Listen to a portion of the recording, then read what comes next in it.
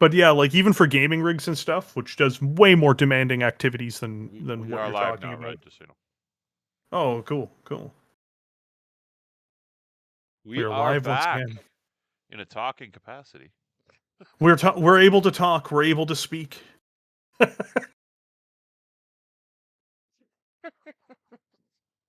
We've hooked up to a new computer, but due to the time tonight, what we're going to continue to do is we're going to play this scenario next week, and we're just going to have a live chat session with Tommy, Red, and myself, and we'll have an open mic and have some fun, like we're bantering around the games table at the game store on a Saturday night.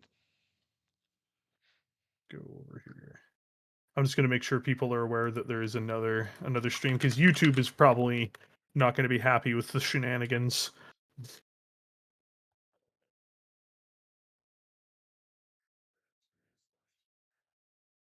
there, no, I'm into it. All right. I'm just letting I'll go everybody in know. I'll go in and delete the other links because they didn't. I don't think people want to watch that level of performance, or lack thereof performance, I should say.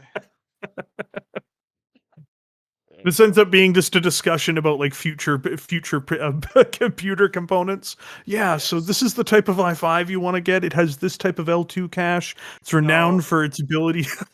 This, and by no way am I blaming Devin for this, but he shouldn't have brought this computer back in here again. That computer has been giving us problems since the day we started using it. We have a secondary. We have a primary studio computer that we use. We just have to swap it between studios, and then we have my personal laptop, which is like Uber power. Yeah.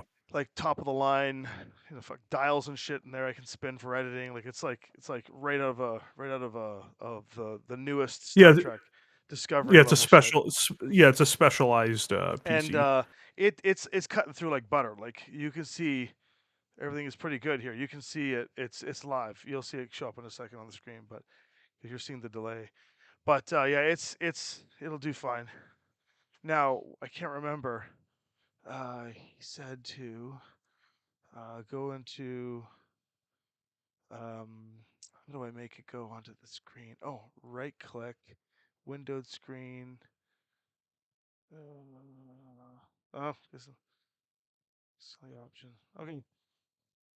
Anyway, you guys can talk. I'm just gonna try and get it on the screen for us. But yeah, no worries. So like let's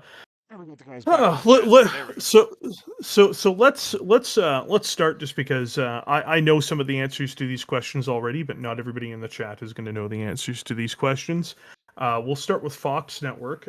When did you get into BattleTech? What was your who is responsible for starting this lifelong addiction for you? Wow, that's actually a good story, and it's a story actually that's probably similar to a lot of longtime players and hardcore players who love the game.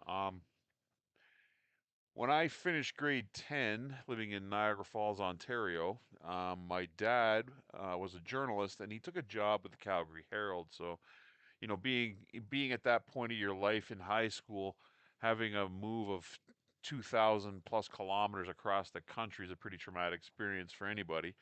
And I spent the first summer there not having any friends, and until the first day of school, I got my classes, and of course Murphy's Law struck me again, and my first class of grade 11 was a spare. So I'm like, oh, I just spent the entire summer with no buddies, and now I got to wait another 2 hours before I can actually meet some people. So I went up into the school library, and I was sitting up there, and I saw a couple of guys sitting at the table with this ratty old paper mat and some cardboard cutouts Yeah. of robots. And being a Robotech fan back then, I'm like, "Are you guys playing Robotech?" And that was my buddy Darren Lidgett and a gentleman by the name of Steve Sweeney, still good friends of mine today. And that was BattleTech. It basically it led to me meeting all the closest friends I've ever known at that point in my life that are still good friends to this day. And it just kind of tidal waved from there. That's how I got into BattleTech. That's very. It's not identical to myself. I got into it. I think it's hard for me to remember if it's going to be grade 2 or grade 3. which is hilarious because I had a very good friend at the time. I haven't spoken to him in years. It's not I'm on bad terms. I just live very far away from where he is. My friend Jeremy introduced me to Battletech because his older brother went to college and left all of his Battletech stuff behind, and we basically got to use it to play games. And I basically got involved with it because he introduced me to it. Like, just literally as like a 7-year old kid, like literally 7 years old, and we played it wrong for years, but we eventually got it right. After a few years of actually playing. But no, I've basically been with BattleTech my whole life as a result, which is really weird because the last time I spoke with Jeremy, I did not run a BattleTech YouTube channel. I wonder what he would think if it's like, oh yeah, by the way, I actually make an entire thing for talking about the lore and rules behind this thing that you showed me when I was like 7 or 8 years old. And I remember that he does play MechWarrior Online. I don't know his handle, and I don't know if I've seen him on the battlefield out there or not. Which That is story about me meeting all those people, making my closest friends, it's part of what drives what our goal is with Fox Network. When we go out to conventions, right? We're trying to create a sense of community where, you know, everybody is welcome to come to the table and play. And we hope, that, if there's somebody out there that, that feels like they're on the outside looking in, like I did when I was 16 years old in a new city, far from home and far from everything I ever knew, and you can jump on board and you have an affinity for science fiction or robots or anything. You got a place with us, join our community, and you can be a part of something cool. And a lot of our volunteers for our group, um, literally were people that we met at conventions and events when we first started running them. And they're just people that said, "Hey, can I be a part of this?" And we're like, "Absolutely." We gave them the date for the next event, and they were there. And some of these guys now are leaders of the group, and it's important for us to provide that experience, and that's why we go to the extra lengths to make the cool boards, and to make sure we have funny or thematic scenarios that can get people involved, where it's not just a matter of a couple of robots rolling dice against each other and blowing each other up. We want to have a story that goes along with it, because the best part about BattleTech, regardless of what you're doing, is always the stories you take away from it's the the table. it's the it's the narrative. Even if it's not a narrative in the context of like, oh, Smoke Jaguar versus Creed, it's the narrative you've built amongst your friends. It's a form of storytelling, even if you're playing it just for the game. Yeah, and doing the Fox thing is how I met Tommy, right? It's you got similar paths, and and we're doing conventions, and we crossed paths and became what we are here now, right? And of course, we met you, we meet Tex, we meet Tuck, we meet guys from Death from Above Wargaming, all the guys from CGL, obviously. And creating that sense of community is important. And if we're all kind of on the same page, where we're not necessarily we have to collaborate with each other, but if we're on the same page with what we're trying to drive and push, which is a love for the game, I think that's good for everybody. Oh yeah, absolutely. Like uh, like one of the things I find most interesting is that a lot of people don't understand that BattleTech is literally like any tabletop game is actually community driven. Like it's purely community driven, whether that be social media communities or in-store communities. By the way, in-store communities are the life's blood of any tabletop game. Like Sure. where do most people organize their games? At the store. Why does the store help organize these games? Because it moves product. I know that's cynical. I'm not. I'm sure they love these things as well. Most people don't run hobby shops in order to become a millionaire, because they'll never achieve that goal. It's most people who've I've ever known who've run a hobby shop have been people who just genuinely love uh you know what these games offer them. And it's just such a huge part of what drives communities. And like one thing I really have to stress is like um move like in this digital age where so much stuff is happening online rather than necessarily in store. It's super important to support your local game stores, your local Oh yeah. hobby stores in your area. Absolutely, Well, because like that's where the magic happens 85% of the time. Shaka Khan asked if we're gonna roll some dice, and then Nexus of Ice said no, not tonight because of all the technical errors. But I'm just gonna roll some dice for you, Shaka Khan. There. That would have been. I would have been hitting on 6, which wouldn't have worked. 10, which likely would have been a hit. 9, which likely would have been a hit. 9, which likely would have been a hit. And 8. So Yeah, that would have been that was a pretty good roll. they're hot dice tonight, but only only because We're playing full contact Yahtzee. My dice decided to roll well for me because they saw what I did to the laptop and they were like, "Oh shit, dude's got some rage issues." I've thrown dice out before. One of my favorite ones is someone told me they rolled bad, and I have to point out it's not a Battletech related story, but this is indicative often of how I roll. I was playing a game of 4th edition Warhammer 40,000 with my Word Bearers Chaos Space Marines. I still won this game, by the way, which I don't know how I did that. On the first turn, he forced me to make 44 armor save rolls. I failed on 3 plus 35 rolls. Wow, that's pretty rough. Yeah, that's getting rid of this. That's like my technical issues tonight. Yeah. I try not to be an angry guy at the table. I was furious. It's like, I'm like, it doesn't have to be proportional. Even if it had just been half of my guys, I'm like, if I lost 22, it's like, no, I lost 30. I lost 35 guys I'm not on 3 plus. Most people that know me, they know I'm not. I'm not that person. So tonight's laptop thing was definitely a. Oh, it was good. And I'm not at my That was limits or pretty good of anything. you. I'm not at my limits or anything. I was just like, you know what? No, I think I'm just gonna like. What was that movie where they were just taking it out on the computer? The Office. The Office, The yeah. Office. I think I just gonna do that tonight, and I just wanted to take it because the computer's on its last legs anyway. So I was like, Proud. game over. Tommy, we're gonna be able to. There's a moment of We're growth gonna for be. Thomas. We're going to be able to see it on stream probably at least on one Wednesday soon, because once the DM has like 50 to 100, influence points at one time. No, speaking of the DM, Devin just charged into the office here, sweaty. I guess he had like drove over because he's like, I couldn't sit there helpless and watch the stream crash, so he drove all the way here to try and get the tech up and running. And I said, no, we're not.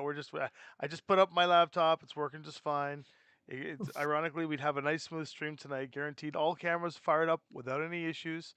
We just determined that the power source is definitely dying on it, or the power connector, because the reason why the screen kept freezing is because there'd be a small fluctuation in power, and this is before. Yeah, I and the took a shot of graphics it. and the graphics card would begin breaking And down yes, first. it was and the then big everything red else laptop breaks again. down. Yes. Yes, by the way, that was the big red laptop. That's right. You know what? If any laptop deserves to be thrown out, it is definitely the big red laptop. I'm just now I gonna don't. I'm Now I gonna lay want that down to. So right sorry, now. Big Red. I kind of beat the shit out of you tonight. Oh, don't worry about it. After Wednesday and today, I mean, I don't blame you. No, Wednesday though, Deadliest Dungeon, it's actually a lot of fun. So I don't know if you know the history of this, but Deadliest Dungeon had 16 episodes in a previous season, and those characters on screen are the same players and characters again. Okay. They've all died 7 times. Jawdred has now died 8 times. They all died in the previous game 7 times each, and the Keymaster has not died yet. So everybody, even the viewers, like even the people who want me dead, they're all like, I kind of want to see how long he can go, and so I just get really nervous because I'm like, when am I gonna die? So you're playing it like you're piloting a Highlander. I'm playing it like a pilot of Highlander. I got it. Okay. So, another thing, speechless face. Okay, I was getting some graphic assets built for the Kickstarter that we have launching on the 3rd for the new Amaria world book we're doing. And for some reason, I don't know why, but in the midst of all of the graphics that I was sourcing on some of those like stock art sites and stuff like that, just for like to get like like border frames and stuff, because I don't feel like taking the time to build them myself. So I go and I buy them through my subscriptions. And so I was going through and I selected something, and all of a sudden there was this page, like it was like border, background, special effects, tool, brush, and then collection of speechless faces, which I bought. because they're like 3D speechless faces, and I'm like, Oh, I can make perfect. logos out of these. I can make big red logos out of these. Oh Or no.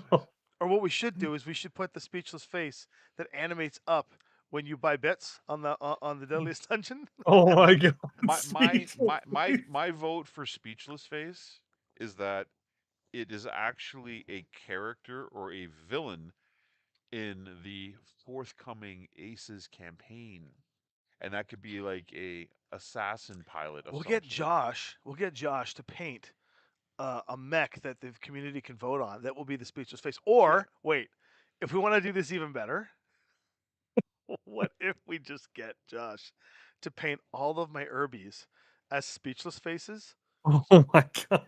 and we do a night where all of us pick our mechs, and we are in the city, and we do walking Urbies, and it's just like people can just bit by Urbies into the battlefield, and Oh, we just that's a have good to kill them idea. constantly. That's a good idea. So I They'll have all be two painted. questions. I have Yeah. two questions for Tommy, if that's okay. They're topical questions. Don't worry. The first one is what. So we already know because of last week we talked, or I think it was last week we talked about it a bit. How you came up with the ACES system originally for another game, and that didn't work out, and BattleTech has kind of taken the ball and run with it. But in your experience with the hobby so far, because you're new to this, and that's great. I Like am that's admittedly very, very new that's to great though. current Like BattleTech.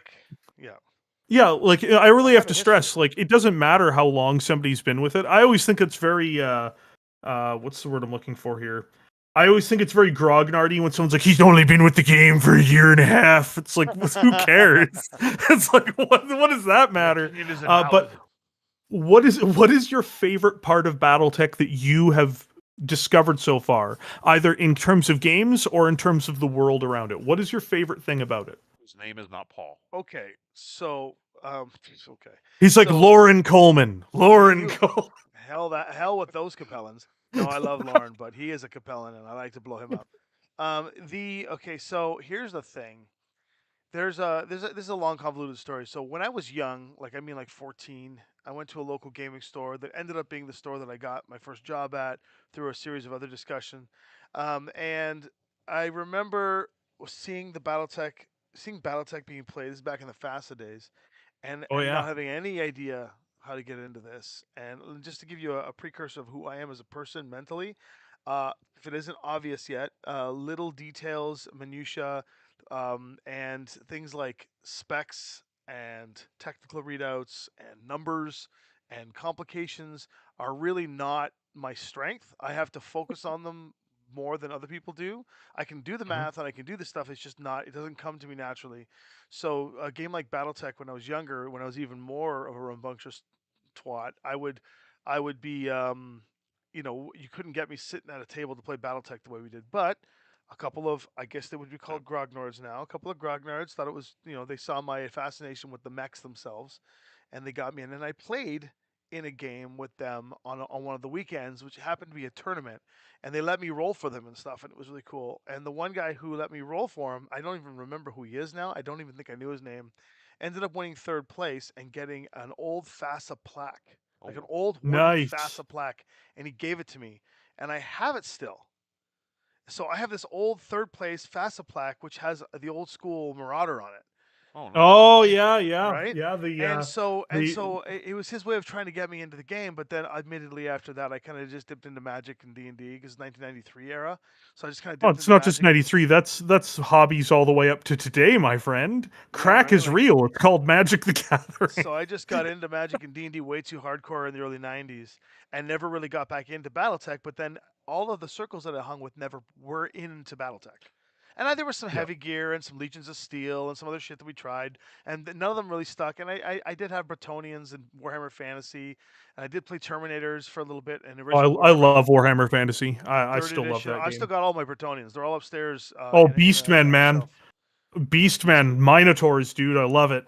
this good times. 93 was about the apex of BattleTech in the It was tabletop pretty popular. wargaming. Yeah, Yeah. it was, and that's really when Warhammer and whatnot started kicking off, and then of course the unseen problem So for then, BattleTech. fast forward from, I would say, 10 years later. I lied. My God, 15, 20 20 years years, later. 15 to 20 years later, and this would be now rewinding in reality from today's day about 10 years ago, so Mhm. 12 years ago. My God, yeah, I'm old. And so at that conjecture in time in the year 2009, 10 era, I went to Gen Con and I was into film. I wasn't into game design or game anything. I wasn't a gamer except for D&D. Didn't play board games, do nothing. But I was 100%. I was a film producer in Toronto, and I did a lot of film. Not this tech stuff for streaming, but like the producing the larger film with RE cameras and the old Yeah. school film days. And I wanted to very badly make a Shadowrun film, and so I didn't Oh, know what the the licensing. rights for that would be a nightmare. Right. But I didn't know what the rights were, but I remember seeing Shadowrun all over the place at the Catalyst Game Lads booth at Gen Con like ages ago. And I Oh, okay, walked yeah. up to, thank you very much, Matthew, by the way. It's a very, very generous donation to the channel. I went to Catalyst booth and I went, first person I went up to and I says, "Hey, I want to talk about rights for Shadowrun." And that person said, "Oh, I'm just a booth person." And I said, "Oh, okay. Who pays you?" And he points over to this guy who's got a bit of a young looking beard, just kind of. And so I walk over to this person, and it happened to be Randall. And I said, Oh, "Hey." yeah. I want to talk about rights to Shadowrun. He goes, "Oh, I don't really do Shadowrun. I do BattleTech." And I'm like, "Oh, who pays you?" He goes, "That guy." And he points over to this goofy looking pain in the ass, soon to be a best friend of mine. And I walk over to this guy and I say, "Hi." He goes, and it was Lauren. And I said, "Who pays you?" He goes, "Well, it's easy. I pay myself." I said, "Well, then you're the guy I want to talk to." And that's how we became friends. And it was all for Shadowrun. And this is a long, convoluted story to get to your answer, but and it was all for Shadowrun. But then um, as I went to Gen Con that year and the year after and found out that Tops controlled the license, but they didn't actually control the film licenses, even to Battletech. It was Tornante that had that, and it was Michael Eisner that had all that. So I started learning about the video game world, the board, the tabletop, the RPGs, and who had each piece of Shadowrun and Battletech. And Battletech kind of came back into my face, and I was like, "Oh, I remember that game. I have a plaque for that." And then Randall was like, "Oh, I'd love to see that one day." And it was just like, and that was the end of it. When it really sunk in to me for when I was like, oh, how did I go through my whole life and not just be addicted to the shit? Was Without playing the Cadillac of tabletop wargaming. pretty much right. Yeah. Was when I went to the Catalyst booth and I saw the mechs and there was this like Highlander and then believe it or not, this sounds super weird. They had this series of energy drinks that they released for 1 year only at Gen Con, and I have the cans still.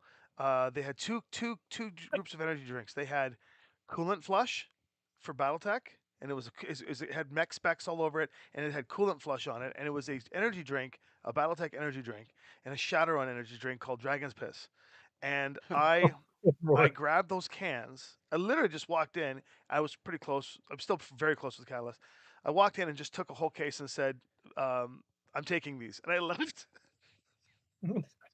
I just stole the case of Coolant Flush Oh, and no. Dragon's Piss. Well, they knew. They knew. They all shook their heads and then went and took it out of the system. And then I went and then I drank the Coolant Flush. I was like, "This is really good. Oh, these mechs are cool." And then for some reason that energy drink got me into it more. And so then Oh I my started right. And so then cut to. So I started getting into it more by like reading, like looking at the models and thinking how cool it was. Then they had their $2 million Kickstarter that exploded. Was this Oh, before or yeah, after you the added clan vodka to that's the energy drink? that's Before the the clan invasion yeah. Kickstarter. That was huge. And So by the end of it, it did over 4 million with the late backers and everything. and I was a late backer, so oh, like it it was crazy, right? yeah. There's another part to that story that I can't tell you because there's like serious repercussions to it.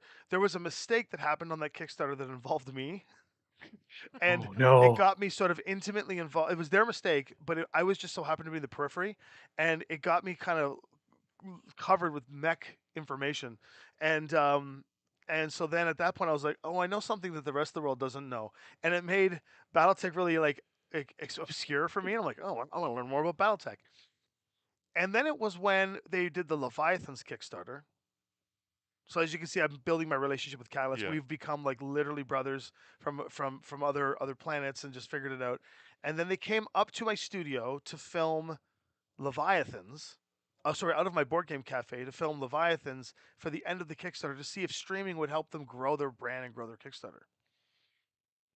When they I came mean, up, streaming is a huge part of the business growing into the future. that's Like, right. I know that like I know that the old hats don't fully necessarily understand it, and it is a lot about like growing exposure. Growing exposure is hard, like in terms of like getting the brand out there. There's multiple vectors to doing it, but like you know, if Catalyst pursues the right strategy with that, it's going to be huge for expanding the game, not just their sales, but the game itself. But sorry for my interjection. Please, So so please so so continue. so to give a recap, because we're hitting the final moment here that sunk me in deep was Shadowrun rights to meet Catalyst, realizing Shadowrun was going to be an impossible thing to get rights for film for, then connecting into just a lengthy growth of relationships with Catalyst over time. We did work for them on various projects and things, but never worked on BattleTech. The Cool and Flush came out. I stole 36 cans from them. We didn't really steal them. I told them to take them out of the system, and my relationship with them is very friendly. Then we get to them coming up to Canada, Randall and Bryn, to film the Leviathans Kickstarter finale. And while they were in Canada for a couple days, they said, "Well, since we're here and essentially paying me and stuff like that, would I be interested in doing some BattleTech review videos?" And I said, "Sure, I'd love to. I want to help them Yeah. out. I want to grow their brand. They're very dear to me." And then Randall's like, "Well, let's play some games today. Like, we just flew in. Let's play games, eat food, and then tomorrow we'll do business." I said, "Okay, cool." So he says, "All right, let's play a game." So he sets that up in my cafe. He sets up a game of Armored Combat, and him and his son each played a mech, and then he gave me a mech, and we played Armored Combat. And that was my first like real delve into me playing. And I didn't really get the chance to play because the two of them started to like friendly father son argue like they do, and they were trying, and Oh yeah, it's hilarious. they basically just went at each other and ignored me. And so I just kept going up and down a mountain with my mech because I didn't want to get into the fight. I wanted to see what happened. And they literally kicked the crap to the point where one person was like leaning on one arm, the other person was completely immobile, and they were still trying to like rolling to get up and try and kill each other. And then Randall turns and looks at me and he goes, "Oh shit." Or he doesn't swear, but he was like, "Oh shoot. We totally forgot that he was there." And I'm like, "Hey guys, what do I do?" He's like, "You could shoot us." I was like, "Okay." And then I blew the crap out of the both of them. And then I was like, "Hey, I won my first game of BattleTech." Right? Nice. And then and I didn't. Undefeated champion, undefeated champion. And then fast forward to Paul, and now the Aces thing came about later, but before that. And then fast forward to Paul when my first game of BattleTech outside of that Armored Combat was when I blew him up with the Banshee, the Yep. classic Banshee Pegasus story, Yeah. where I went behind him and critical hit on my first roll, and then Snake Eyes his head off, and that was a good time. Paul hates it. Yeah, you know what though? Those are the best stories for getting people hooked on a game. Oh, it was great. It was like when my daughter played 2 weeks ago. She Right? she was killing us. Yeah, she comes out and rolls a couple of sets of dice, and boom, boom, boom. There go two or three mechs, and somebody's hooked. They're like, "I just did that." Yeah, you just did that. That's awesome, right? How Aces got into the mix. So I've got the secret weapon of Josh. Now Josh is a high caliber AI designer, and so he designed Heroes of the Aturi cluster, which is the X-wing one co-op campaign variant that he released on Board Game Geek for free, and gained a real strong following. And Josh is a business partner of mine in Lynnvander, and him and I own the company together. And he is Mr. Spock for a reason because he's all about user interface and all that stuff. And I'm sort of the game producer that goes and finds the gigs and gets it all figured out, and then comes up with high level concepts. But Josh, he Josh is the problem solver. He figures it out. well, he's Josh is an AI, yeah, and so Dylan is the AI. Dylan and Josh and I are the trio of Lynnvander that really figure it out. And and Josh after Heroes of the Aturi cluster, he was like, I'm really sad that all these like really popular war type games, they don't really take advantage of the simulators or Yeah. of that stuff. And he just didn't think anything of it. But that's not his brain set to think about 6 months, 6 years in the future. But I'm looking at this going, Oh, there's a lot of application to this because what people also didn't realize is that I had actually developed a small one-player variant for Warhammer, Mhm. and Yep. took it to Essenspiel in Germany, and was going to pitch it to Warhammer, but they wanted to look at it and get a hold of it without letting me sign anything. And I know reputations precede, and I'm not shit talking Games Workshop, but I have worked with a lot of people from Games Workshop, and a lot of them were a bit snaky. And I did hear a lot about things that could have been in maybe an older guard of them. Listen. At the end of the day, the folks at Games Workshop are trying to run a business for their shareholders, and that's just the way. That's just the way it is. Right, and so I didn't. So I don't want to shit talk them, but I will say that when they were like, "Oh, can you just leave it with us?" I was like, "No." And they're like, "Well, you know, you can license Warhammer from us." I'm like, "But can I make a one-player variant of your minis game?" No, we can't license the minis part, but we can license like other games. I'm like, "What good is any of this? You're offering me Yeah. like an engine for a plane, and then without the plane, and then the other option is a plane without the engine. How am I supposed to fly here? Yeah. Oh, but you want me to leave you with the schematics for the engine while you own the plane? No, thank you." No. I literally gave. I said, "Fuck you." And fuck off. And I walked out of the meeting, and then a couple of their colleagues that knew me came up and was like, "Why did you do that?" And I said, "You're burning bridges." And I said, "No." I'm like, they were not being reasonable enough to take a look. I said, "I will set this up, and you will play 2 squads of Tyranids, and you'll be you will have 1 unit of Marines, and you will lose to those 2 squads of Tyranids, guaranteed." And it's like every time. It was crazy. Yeah. So, anyways, I shelved the damn envelope, didn't think anything of it, and then I just was like, you know what? If we could have started, and now that Josh is there, if we can do all the nuances of attack wing and X wing and Snapship's tactics that he made, and then of course this little Warhammer base, I'm like, I know BattleTech's crazy, but after playing Alpha Strike, I was like, this is easy, not easy, but this is a shoe in Comparatively easy. It'll fit. It'll fit comparatively. together. Yeah. I shouldn't say easy. I'm not saying it arrogantly. I'm just like, this fits. And so I went to Randall and said the same thing I said to Zev at WizKids about Star Trek. I said, what if I told you I can make this game one player? And the looks that these people give are like, well, I mean, I'm not going to say no because they know who we are and what we do, but they're more like, okay, I don't think that's going to be as easy as you think. And so then next thing you know, Josh comes up with VDEC 1. Yeah. We do some testing on it, and then we take it and show Randall, and Randall and Ray and everyone are like, holy crap. I'm like, yeah. It's just, he goes, I figured you guys were going to pull it together. We didn't think it was going to be this smooth. And we went, neither did we. So, Well, that's always the danger when you're trying to create something that's a solitaire or whatever. It might be too granular. It might be too complex. And the way the Or it could Aces be deck boring. The Yeah. biggest fear is boredom. Yeah. Like more than anything else. If it's like, oh well, I've played this game that's like, and I've against the Aces deck, 2 weeks ago or a week ago, that was awesome. But I just mean like, when you create a system like that, it's like having a bad AI in a video game. People will get bored with your game if it's only just beating up an inept AI, right? and so I only have so much time to do world building in my head for the things that I'm built into, and I don't get into worlds that I don't have an intrinsic part of being officially a part of. It's kind of weird. I've always been that way. That's why I never campaigned in D&D and Forgotten Realms for too long, or never played Ravenloft. I loved those. I did those games. I did play in those games, but I was always like, I want to make my own sandbox, right? Yeah. So when Aces got sort of picked up and it started to become a better spearhead, and I was doing more design work for BattleTech in general, and ironically, Hex Tech is Gale Force 9 through Thunderhead Studios, but Gale Force 9 is another one of our clients that we do a lot of business for. I was just like, all these signs, these existential I signs can are I can see pointing. it. It's all I can They're see it in my third eye. Yes, they were pointing toward BattleTech, and let's face it, who doesn't think mechs are cool? Like they are intrinsically cool, and I think I resisted them the same way I resisted Transformers because it was like the same way I should resist crack. It's like because it's like it would be so fun to get into the world of meching that I just couldn't allow myself to do it unless it was not competing with my work, and it has So now become my work. It was So Perfect what is Storm what too. is your favorite part of it though? What is your favorite part either of the universe itself or of the game? What is the aspect of it that you enjoy the most? So the thing that I like about okay, so there's two parts to this because there's the story side and there's the game side.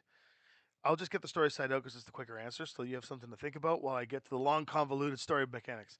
The story side is I actually appreciate a world that isn't about the Protoss versus the Zerg versus or the angels versus the demons versus the undead, or the Nurgle versus the Marines versus the Terminators.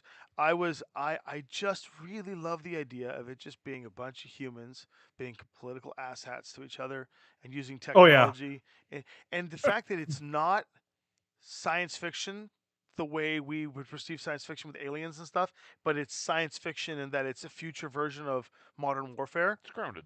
It's Yeah. grounded. I find that fascinating, and now there's cat people and stuff, and I'm not sure I'm into that, but Well, I mean, that's it's No, not. no, no, no, hold on, that's more hold of on. a meme. Hold on. I'm going to fix this because if there's anyone who hasn't heard me talk about this before in your chat, there are no cat people.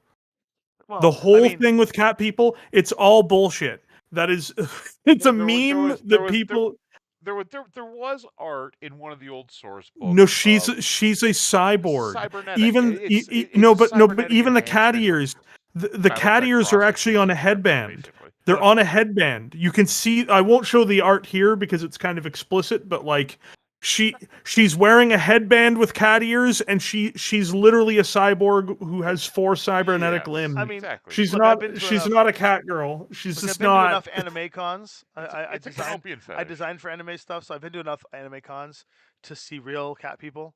People with like they file their teeth and their nails and shit. Like it's way out of control. But it's Yeah. like it's not way out of control because at the same time it's like whatever. If it do you, do you, right? And I mean, like who doesn't love a hot cat girl? Like it's fine. But it's like but the reality is that it's like if that's what it is, if they're cybernetics or cat borgs or wow, everyone's thank you. Thank you, Yeah, Matthew and Beskar. yeah. So it's just like I just and even Transformers gets a little too far out of the plane for me because it's like oh it's nanotechnology and transformations and which is badass. But if Transformers was in BattleTech, that'd be kind of fun for fun. Yes. And like Paul and I did the kaiju thing for fun too, like big dinosaurs and shit, which is kind of cool. But in reality, mech warfare, tanks and helicopters, but not military. Like I just don't want to do World War II again. I don't want to do, Wings of War. I don't want to do World of Tanks You because know, it's too real. I But really I ironically, um, the strengths of those kinds of games, your World War II or Napoleonic And type I do games, like that stuff. Don't get me wrong. and that's the irony of it, is because BattleTech is almost played like a historical sci-fi game because everything is canonized in the future, but it's spoken of like it's the past, Right.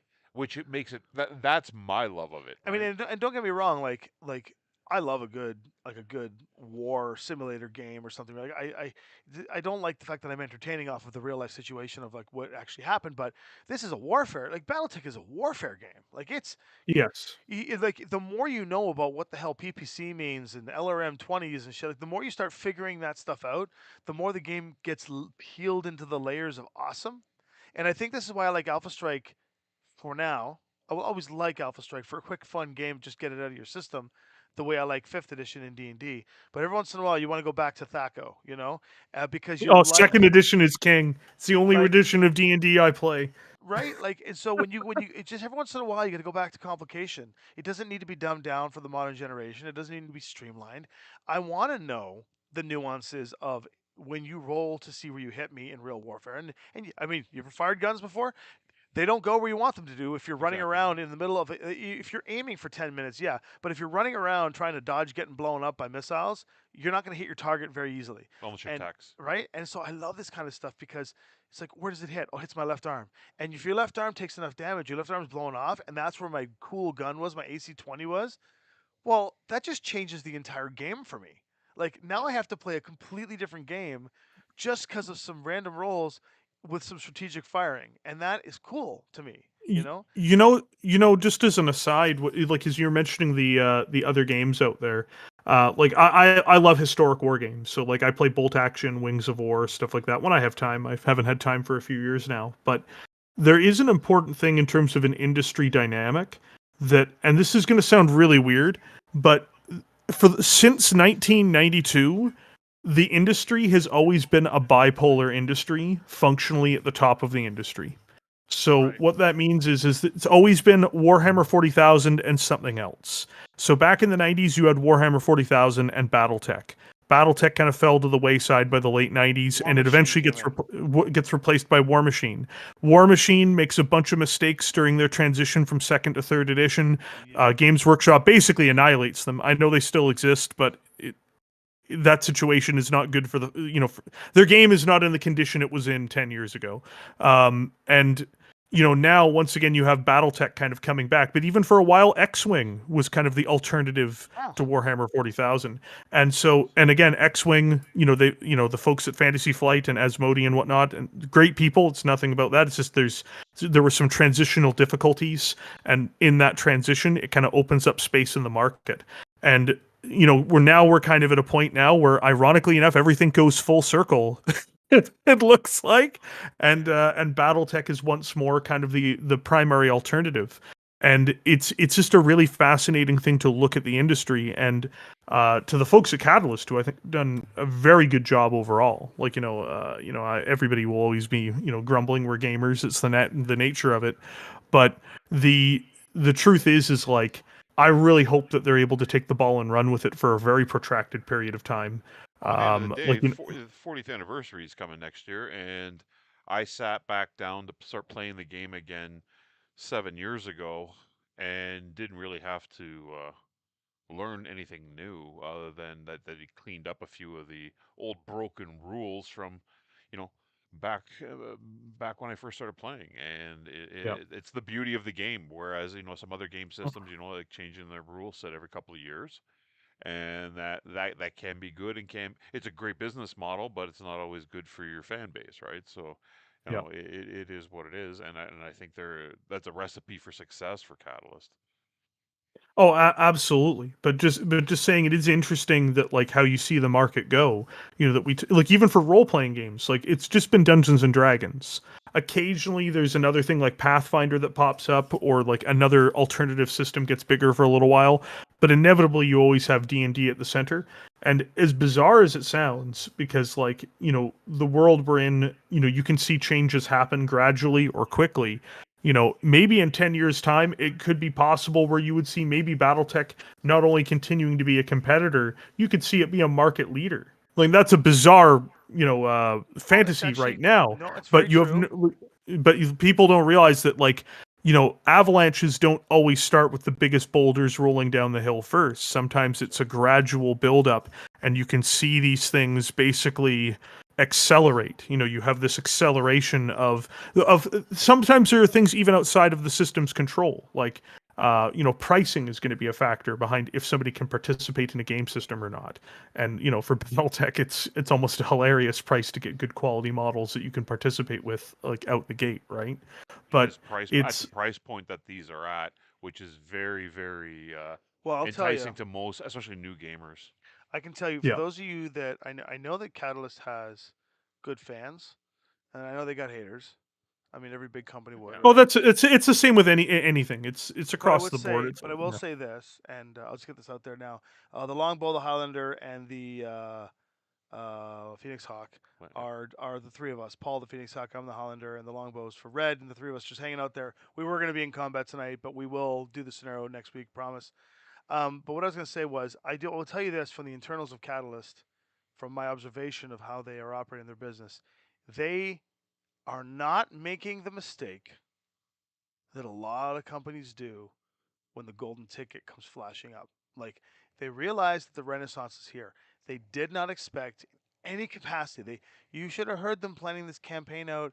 They were hoping they could at least at the end of the campaign get 50% over what the first campaign was. They did. Yeah, it's hilarious. It's hilarious.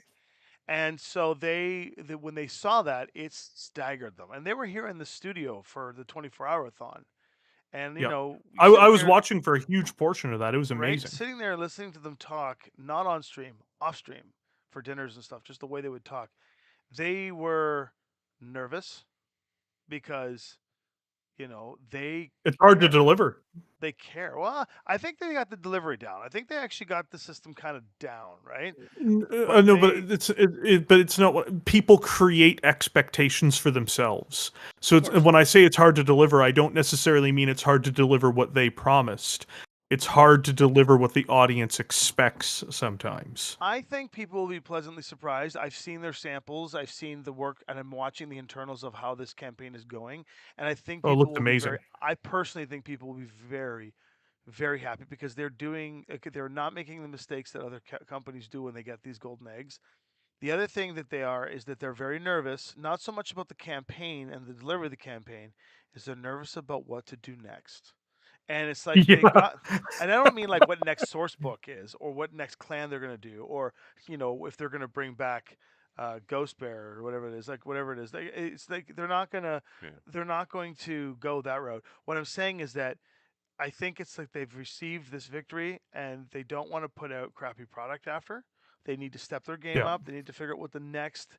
I think they and I'm saying this as if I don't know what I know what they're doing already. I know what they're doing, but what I'm saying from the perspective of the viewer, it's like I think that they are. You can rest assured that if now you want to get into BattleTech, and I don't know if I should invest in this game because you're right, Red, you invest in a game like War Machine and stuff, and then they screw the pooch, and then because they get too, I guess, Yep. cocky with their money.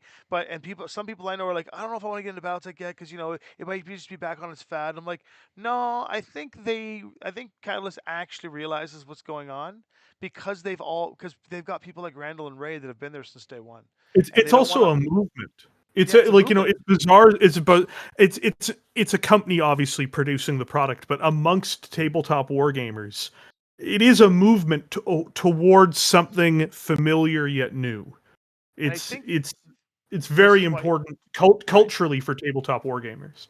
And I, I think talking about what's going to come next, or and maybe what they were nervous of. I think oh, I know it's next. I think the thing that's going to be the next good push for the game, aces aside, is Mhm. them releasing the field manuals where Yes.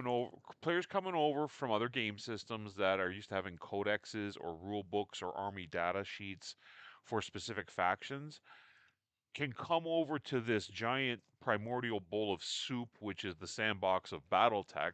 It can be very intimidating for new players. Like, where do I begin? How do I build a list? How do I put an army together? Why would I put this army together? What mechs can I use in this army? Yeah. And while it's great for, the older generation of guys to say to new players, you can do whatever you want, that doesn't really help people. That didn't You got help to Age of Sigmar. That didn't help Age of Sigmar at all. yeah, It's whatever you want it to it be. doesn't give somebody a starting point, right? And the best thing to do is to give somebody a starting point and let them go down the rabbit hole, and then they can filter down to other rabbit holes on their own. And I think these Yes. field manuals are going to come out and they're going to go, I can make the Draconis Combine. I can make But here's the thing: Yes. field manuals like codexes could be done poorly, and if they do, it sinks. yes, So this is a big move for them because if they do the field manuals and they do them It's got correctly, to be then they good. will maintain the status quo of or growing into a household name. If they bomb these, they're gonna have to work 3 times as hard to try and get back the fan base. Now, one of the Yeah. things that's gonna help hop skip that to get the growth of BattleTech further, strangely enough, is aces.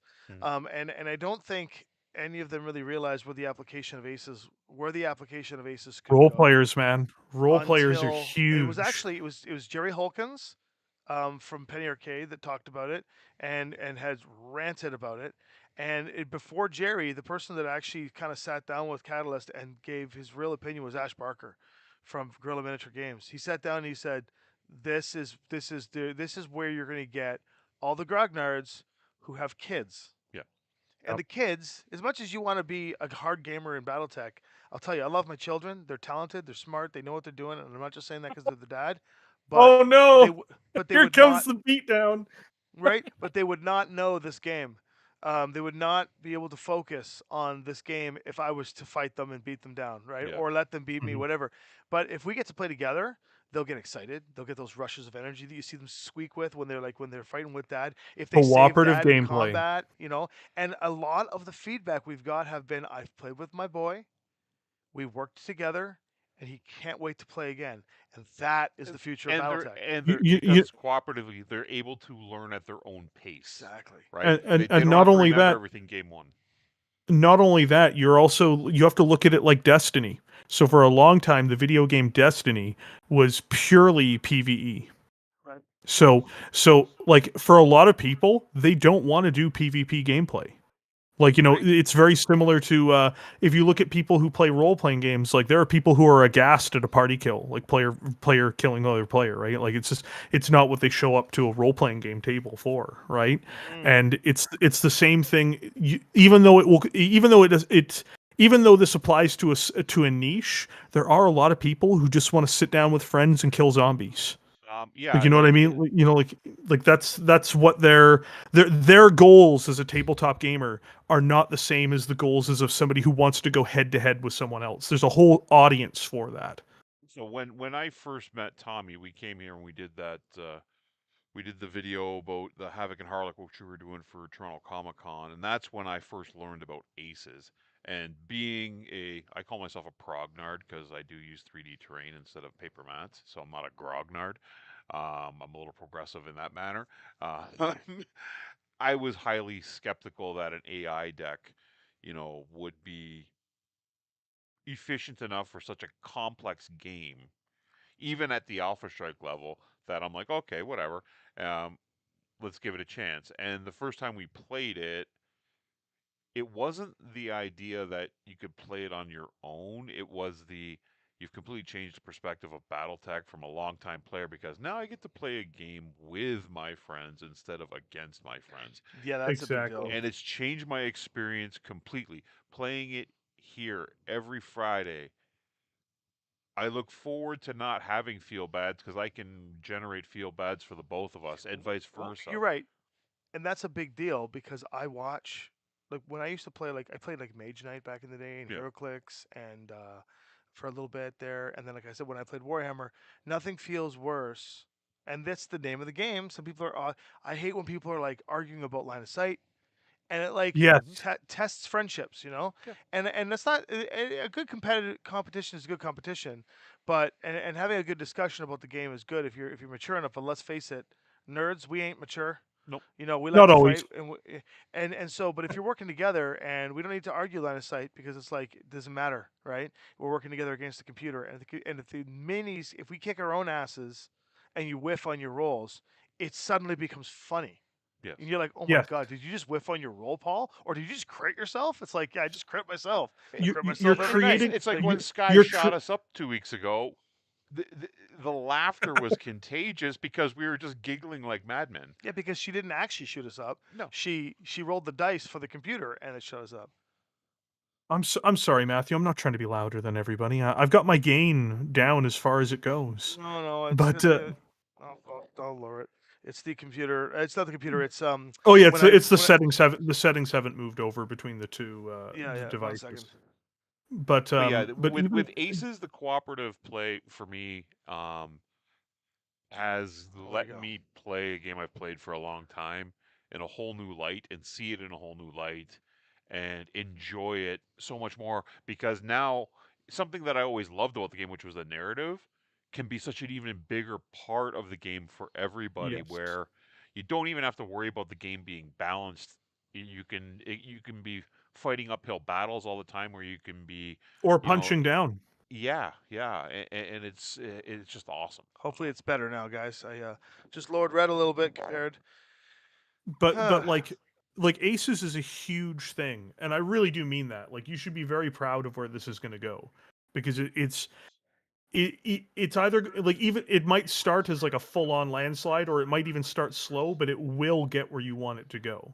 Like, I We really do talked mean about that. it. Like I'm just using this as an example. Like, their cooperative gaming online is just the beginning. Cooperative gaming at the tabletop, again, that's the niche of Dungeons and Dragons, and Yes. that is a niche that this will fill, and I promise this will do very well. Like, and it's going to change. It's going to change the nature of BattleTech. Just as Paul was saying, like, it really is going to change. It's going to change everything. I really do mean that. Now, Oh, is it going to change everything overnight? No, but and traditional PvP BattleTech is always going to be a thing. It's always going to be like a mainstay of the hobby. But this is opening up a whole new world for people, and it's also going to open up a whole new world to new players. There will be people who are drawn to it because of the PvE element of it. It's not that they're going to be traditional BattleTech players doing it. There's also going to be a lot of people who are new and they don't want to play PvP. They're just going to play aces, and that's Well, incredible. similar concept as to why the game Rock Band was so popular 15 years ago, right? Yep. It was you could get all your friends over, have a few beers, and sing and strum along on some plastic guitars together, and it was a unified experience. You were Yes. all doing it together, and the same thing could be done with Battletech. Even at the Alpha Strike level, you can open it up, throw it down on the table with some cool terrain. Say maybe some hex tech, and you throw it down on the table real quick, and you can have a few beers with a couple of your friends or whatever, and just have them play.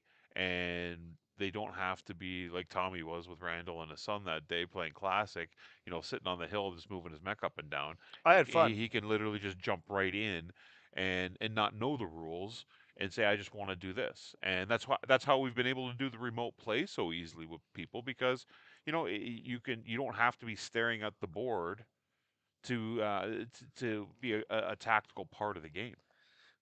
And so, like, I mean this when I say it, Tommy. You should be genuinely extremely proud of the work you're putting into it. Like, Thank you. again, like this will change a lot. I mean that.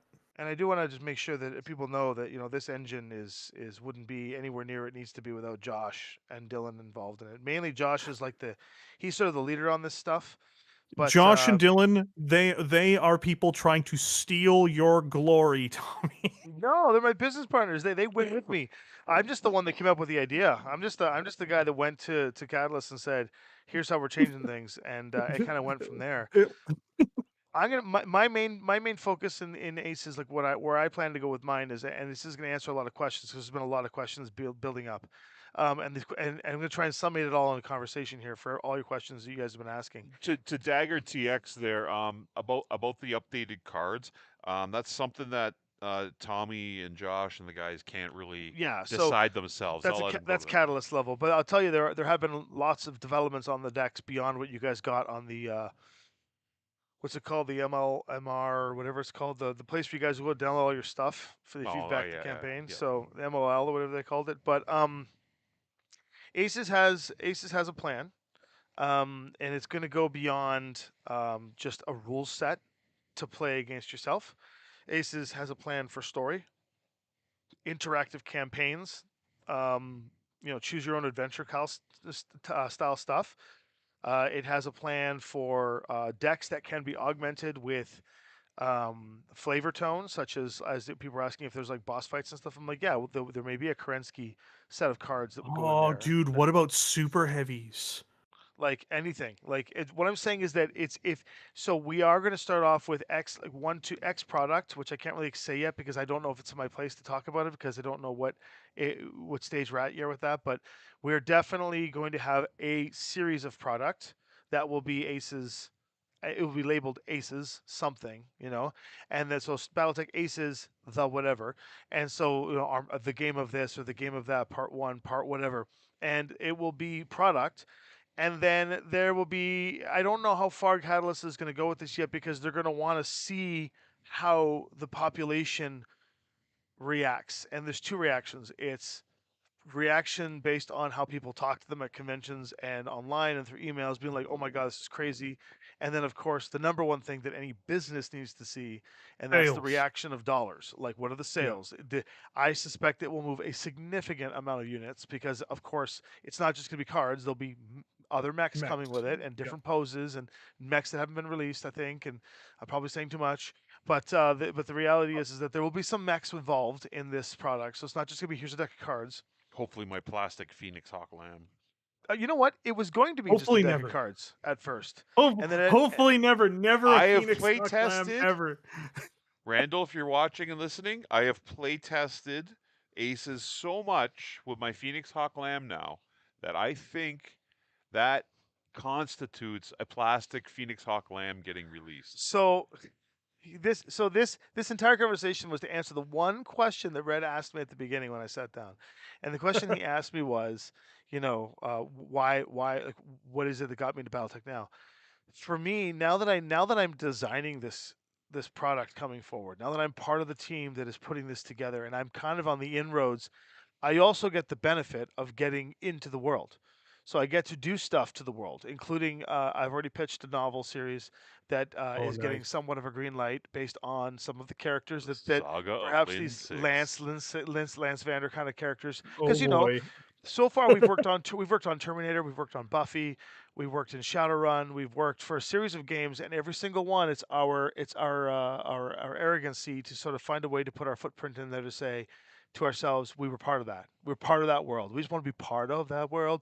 And so in Shadowrun, in Takedown, I get a chance to be a character that's sort of canon. And so now in BattleTech, I do get some, obviously governed by Ray and Randall and yes or no by the people, by the Grand Poobah that be, but I do get some ability to get inside the universe and be somebody, create my own Davion, right? Like just create something. Yeah. And by doing that, You I'm not just going to do that out of hubris. I'm going to do that with respect of where I would like to help elevate BattleTech to go, and that's the cooperative side, it's the campaign side. So that's why I'm so enamored into the world now, because it's like, oh, I get to be a part of this now.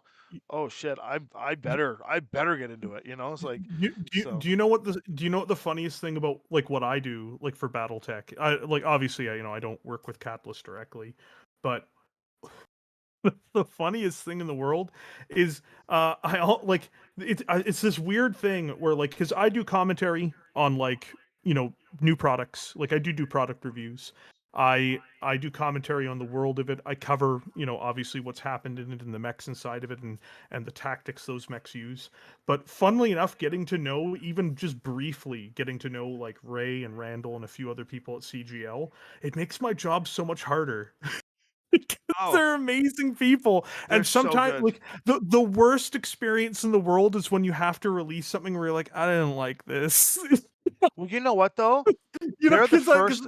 they're They're the first great to say that people. themselves. They'll say that though. Like you should see them inside. They'll be like, "Wow, we really dropped the ball on that one, didn't we?" Like they're pretty humble about the things that they realize after the fact, where they're like, "Ah, I didn't Like, execute the way we wanted it to."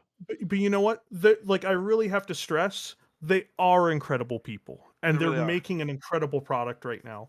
I like like I've always made sure that like I try to always stress that no matter what, like if it's a good review, bad review, whatever. They like I've done tabletop wargaming my whole life, starting with BattleTech. Like it's been my whole life, as bizarre as that Interesting. sounds. It's been my experience for social elements. It has been my escapism from work.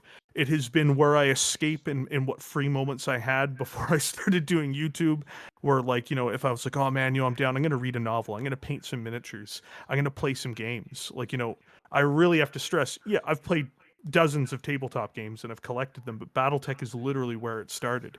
And it is genuinely so gratifying to know, just from my own experience talking with these people. And remember, like I have no relationship in this respect because I have to review their products, but they are genuinely some of the nicest people Yep. I have ever dealt with. Like, I consider it somewhat professionally, somewhat personally, because I was a business development manager before I started doing YouTube. I've dealt with a lot of business people, and a lot of business people are great people. This is not a slight, but like the folks who I've talked to at Catalyst are genuinely some of the nicest people I've ever talked to. Like in terms of Right. like their love of the product, how personable they are, how much they actually care. They do care. Now, sometimes, just because somebody cares doesn't always mean that things are going to work out. They make mistakes. They you know, definitely make no, mistakes, but we all do. but some of it's also perspective. You have to remember that like what the audience perceives as a mistake right now, or what the audience perceives as a mistake in the near term, or what just the audience is going to disagree with the creators on, is not always an actual mistake from the perspective of the business and the license managers. Like Right. like something that just because one person doesn't like something, or because a group of people doesn't like something, whether it's a miniature, whether it's a novel, whether it's anything, it doesn't necessarily mean that that was a misstep. It means Hmm. that maybe it was a misstep, maybe something didn't go right or anything like that. But even as somebody who can be very critical, I have to, you have to recognize that, like, not everything is always going to be, like, what exactly your perception of the setting is, or what in gameplay terms, in product terms, or in setting terms. Like, and if like, you can never be like, I've had to learn, I'm like, just accept to be happy sometimes. You can be upset all the time too, but just accept to be happy sometimes. Right?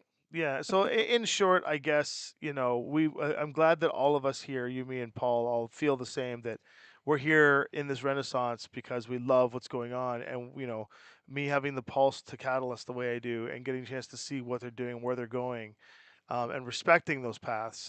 It really excites me, and I feel like I'm part of a family, even though I'm not a CGL You're a employee. subcontractor. I'm like Joey. I'm just that annoying neighbor that keeps coming in and grabbing things Hey out of the guys, fridge. hey guys, do you want me to make this Aces game? What? Yeah, do you want me to make this for you? I Well, no, promise. the Aces game was because I've designed for them before, so it's like I was able to get past the gate there. So it's not like, oh, who's this fresh off the boat kind of guy coming in, but it was definitely I definitely have been vetted, like Lynnvander You, should say, the royal eye. you knock on Randall's door. He's like, "How the hell do you have my address, and what the hell are you doing I've here been right to now?" Randall's Just house. listen. Just I, listen. Just listen. I Don't worry about it. I was invited to Randall's house. Lauren invited me to Randall's house several years ago to playtest Dragonfire, Oh, and cool. which was a D&D card game officially that they released a while back for a limited run. And I went to Randall's house and knocked on the door, and he was just like, "Hello," and I was like, "Yeah, is this where we're doing the testing for Dragonfire?" He's like, "Yeah, I didn't even know you were in Seattle, man." I'm like, "Yeah, here I am from Ontario." Flew me all the way down. I had other things to do there at the time with them business wise, but as a respect, they invited me for Dragonfire. So I've been to Randall's house, and I'll tell you, his basement is BattleTech. He has so much stuff down there, like pieces of miniatures everywhere. Like, it's awesome. So yeah, they're No. a good group of people. Ray's great. Ray's amazing. Oh And yeah, and I've talked to Ray. I've talked to Ray a whole bunch. Not like hugely amount. I mean, comparatively to others, and he's always cool. Like, Ray's always a cool dude. He's also the one who accidentally trolled me. oh It's yeah, just one of the. No, which no, is it's funny not because he doesn't intentional. even know how to troll. No, no. So do you want to hear, like, the dumbest story ever?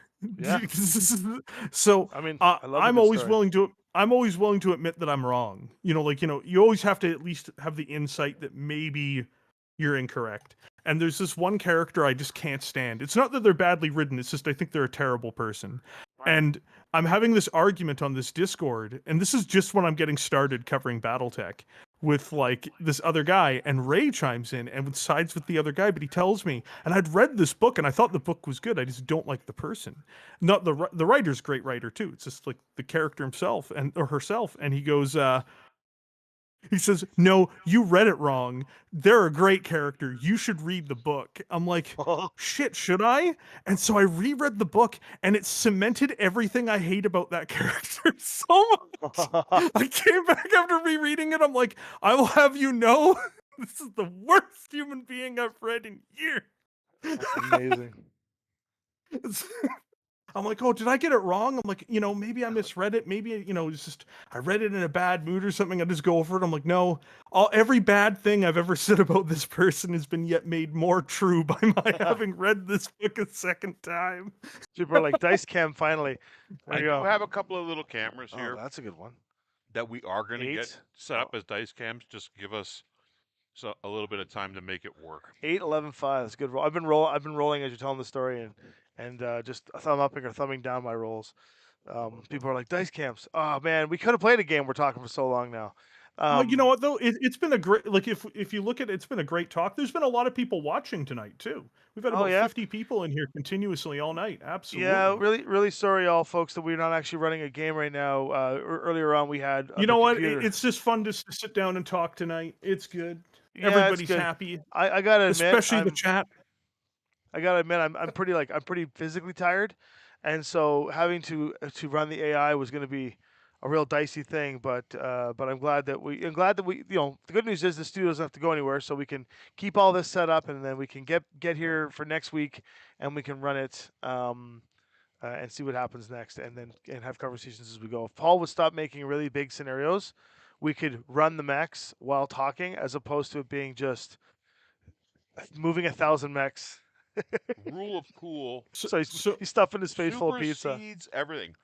I'm so having I'm this. gonna ask I'm gonna ask pizza. you guys another question. Oh, I know it's dangerous. It's always dangerous to ask questions, but that's why we're all Canadians. We live on the edge. That's right. I'm gonna move your mech when you talk. Go. So I'm gonna start with Paul. Paul, if you could change one thing right now about the product, what would it be?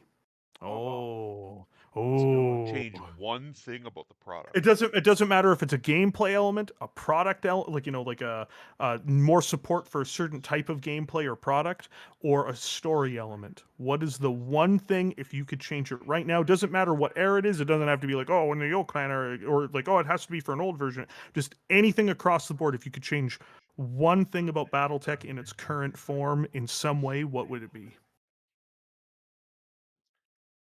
Oh, Finding a I love. way, finding a way to integrate aerospace into the tabletop in a far more um, easier sync than it currently is.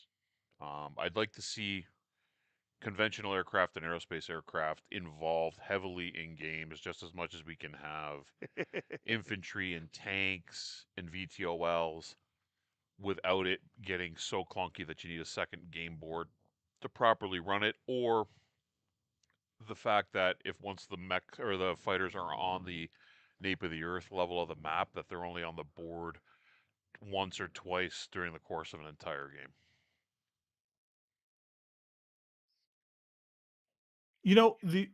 And I think that would be interesting, but it would be probably one of the first games if they ever managed to pull that off to do it well.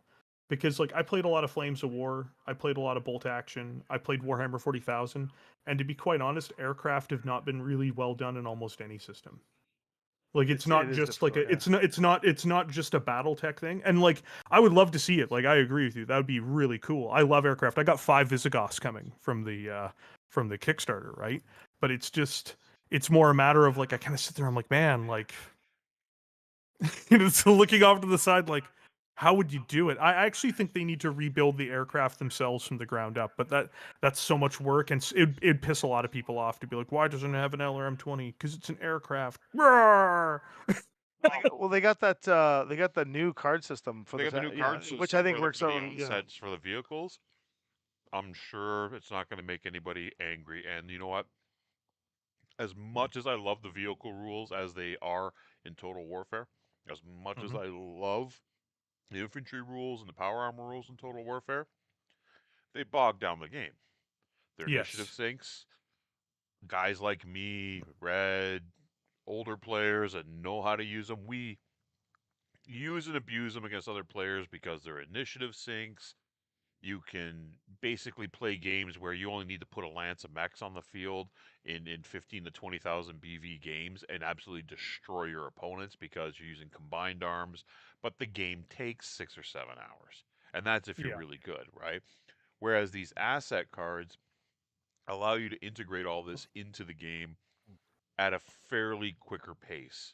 And they don't take away from the idea that the mech is the king of the battlefield. Right. Yeah. They all move first. Hmm. You know, I would even go as far as, on the tabletop with the asset cards now, if there's a character model that's in a tank, let that character model operate under the old Warfare rules for the vehicle, Yeah.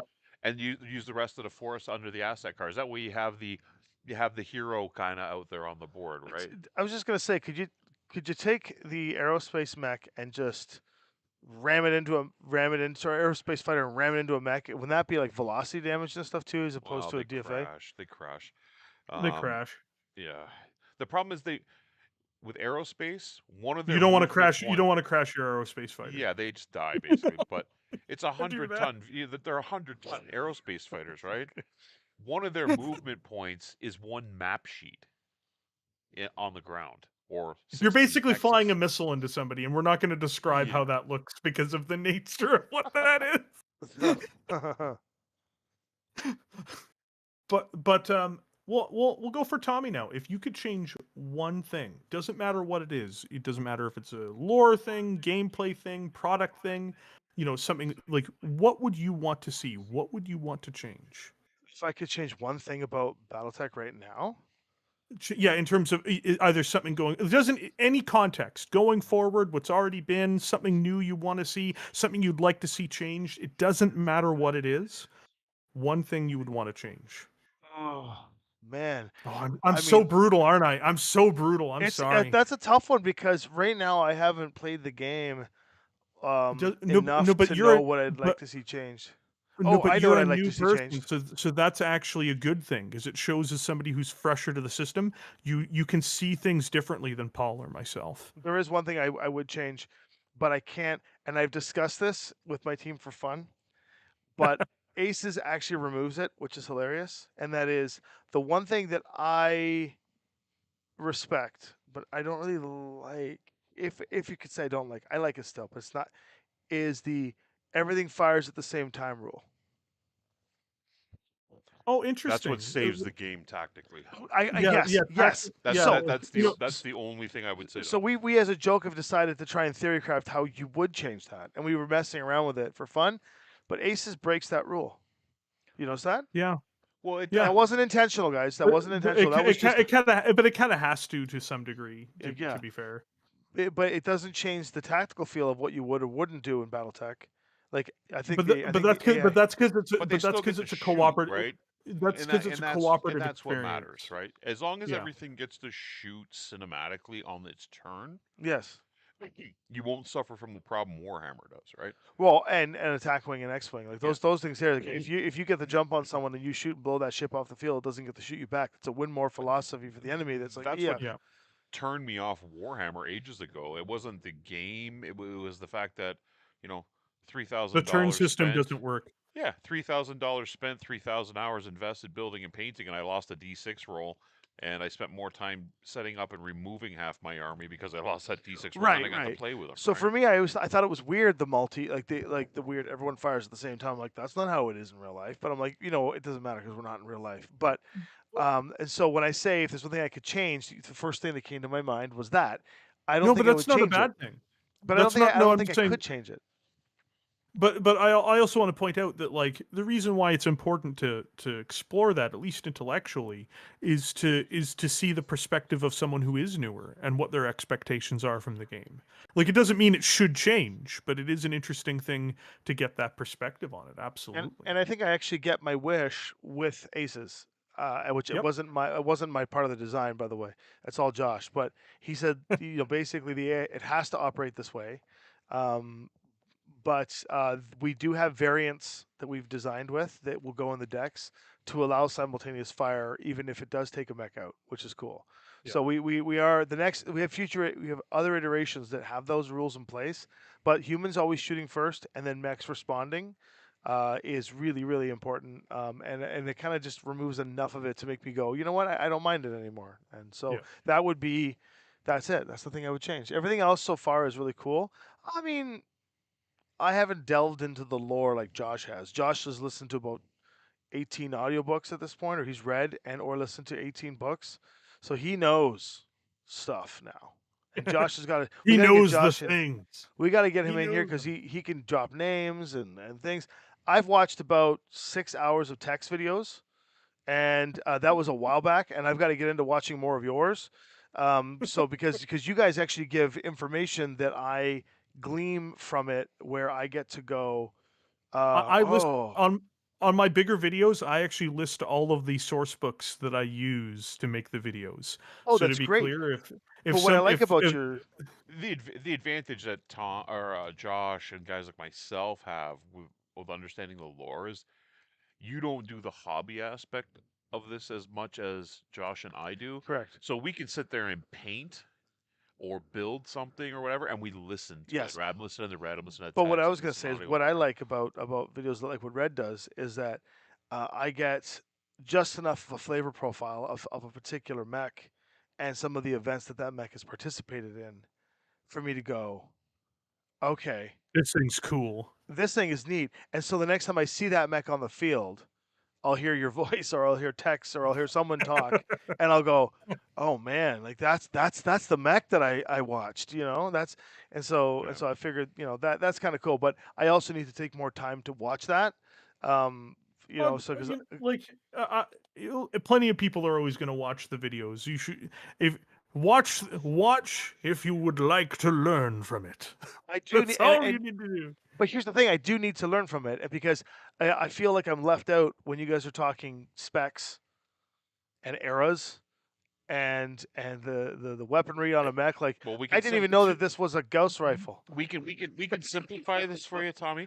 The only errors that matter are 3067 and prior to it. So the Was that succession, the last week's the game? Succession Wars, a clan invasion. See, I didn't even know it was that last week's game. Because I don't Yes, like the so Highlander from that era. As long as you've played a game of BattleTech with me, you've not played anything past the clan invasion. so what ends up happening is the three most played eras of the game, and it's almost 50-50 between the first two, are Succession Wars and Clan Invasion. So like those ones, Succession Wars is really, you can go before it, but realistically it's like the year 3000 to the year 3039. That's kind of like that era. Now it goes hundreds of years before, 100 years before that for the third Succession War, but that's really when most people play the game. And the next one would be the Clan Invasion, which is from 3049 through to 3060. Those are like that's another big part of it. And in third place, and it's a distant third place, a fair number of people play the FedCom Civil War. After that, the eras that don't get as much play, and I do think that it's kind of unfair in some respects, are the Blakist era. I don't use the term they used for it, and it's too late to change it. But algorithms don't really like the religious holy word from like the religious holy war word. Yes. They're not really big fans of that in algorithms. Yeah, it turns no, I out. think we best leave that stuff out today. Like I said, I like Battletech because there's no supernatural. Oh no, like I don't mention it on no, but there was no supernatural element to it. It's just it's just the term because of the Jihad era. Yeah. Oh, don't do it. So YouTube doesn't like certain words. I know. It's just, YouTube doesn't like certain words. So it doesn't. Yeah. It's not gonna sink you because you said it once. But if you do it, if you mention it too often, YouTube will actually begin downgrading you in the algorithm. So that makes sense. Yeah, what's a shitty word to use? I mean, basically that word just means like everyone goes and kills themselves for something. No. Let's not get into it. I've done polls for the last few years, every year. I just did one recently, a week ago. I showed it to Red there. We were talking about it. When it comes to eras, they're generally what like Red was saying there. The Clan Invasion and Succession Wars, Lost Tech, and Succession Wars Renaissance take up about 80. That's about 80% of your player base. Yeah, I'd say 70. It's about 75. Or 75. It's pretty. It's very substantial. It's very substantial. I love how I'm foolish. They're like, "Oh, is it this word?" And you guys are like, "Guys, no." It's like it's not what I meant. It's like, shoot. Everyone's chat's like, "Stop saying it." I'm like, in the same kind of thing. You see the same kind of split right now as well between Classic and Alpha. Someone put the word Sibco in there, just like the Sibco issue. Tommy, stay ignorant. I will stay ignorant, guys. I'm going to stay ignorant and answer the question from Starfall. Is Battletech Aces different from Alpha Strike? Alpha Strike is still the core Battletech system for the lighter version of Battletech, and Aces is an AI adaptation, so it turns Alpha Strike into a one-player variant. And Alpha Strike, and Aces will be. We'll have to call it like Aces C or something when we have the rules variant for Classic, which we will do. And yes, earlier questions were asked.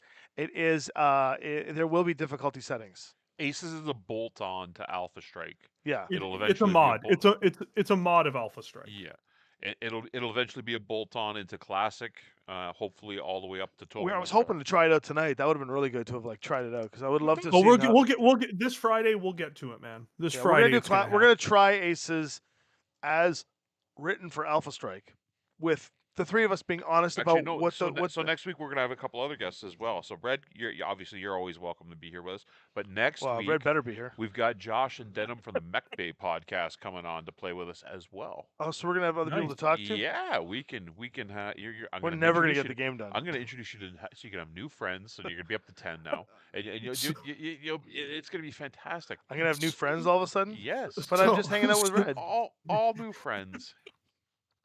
So, the other one is so you have the Blakist era. I call it that because those are the people who launched the attack on the Inner Sphere. Then you've got the Dark Age, which is a lot of people, older players in particular, hate the Dark Age, and older because it's where the Clicks game wrong with came it? from, and Oh. they have. And this is not a problem because I have to stress people are free to feel the way that they do. So I want to point out this is not me being Clicky-tech like is mean why to they other hate it. players or anything, but and when new players come in, they're heavily disincentivized from trying the Dark Age because they will be told for a mixture of lore reasons and gameplay reasons to not try it. I think by the late Dark Age, it's actually some of the best BattleTech out there. I actually like the late Dark Age more than I like the FedCom Civil War. So like there are some genuine virtues to it. I really have to stress that, and I think that some of these eras deserve more play than they get. I really do mean that. I'm not just that's not me shilling for Catalyst or anything like that. I'm just telling the truth. I've I think always thought that those eras didn't get the gameplay for the only reason that I don't play it. I don't care about the lore. Like the lore can be whatever it is and I'll be into it. What I've always found with those eras is that the gameplay on the tabletop, because the technology advances so much and it makes sense, that most mechs it don't. just But becomes way more convoluted than it needs to be, right? it doesn't really because the overwhelming majority of those mechs don't use the advanced systems that you're referring to. So there are a few one-off mechs that will use something particularly advanced, but TSM, for instance, exists in the FedCom Civil War. Probably the most probably the most annoying upgrade in that time period is stealth armor, but that's because a lot of the time people don't, in terms of the post 3067 late, yeah, it technically exists before that, but the larger adoption of it is stealth armor. But people don't take into account that stealth armor heavily hinders a mech's ability to play offense, and so it's something that people get paranoid about without actually running into it. There are a few other things that can suck, like TSEMP, but like 3 mechs use that. So there's just no, like, the concerns most people have, they're they're somewhat present the further into the Dark Age and closer to the Eel Clan you get.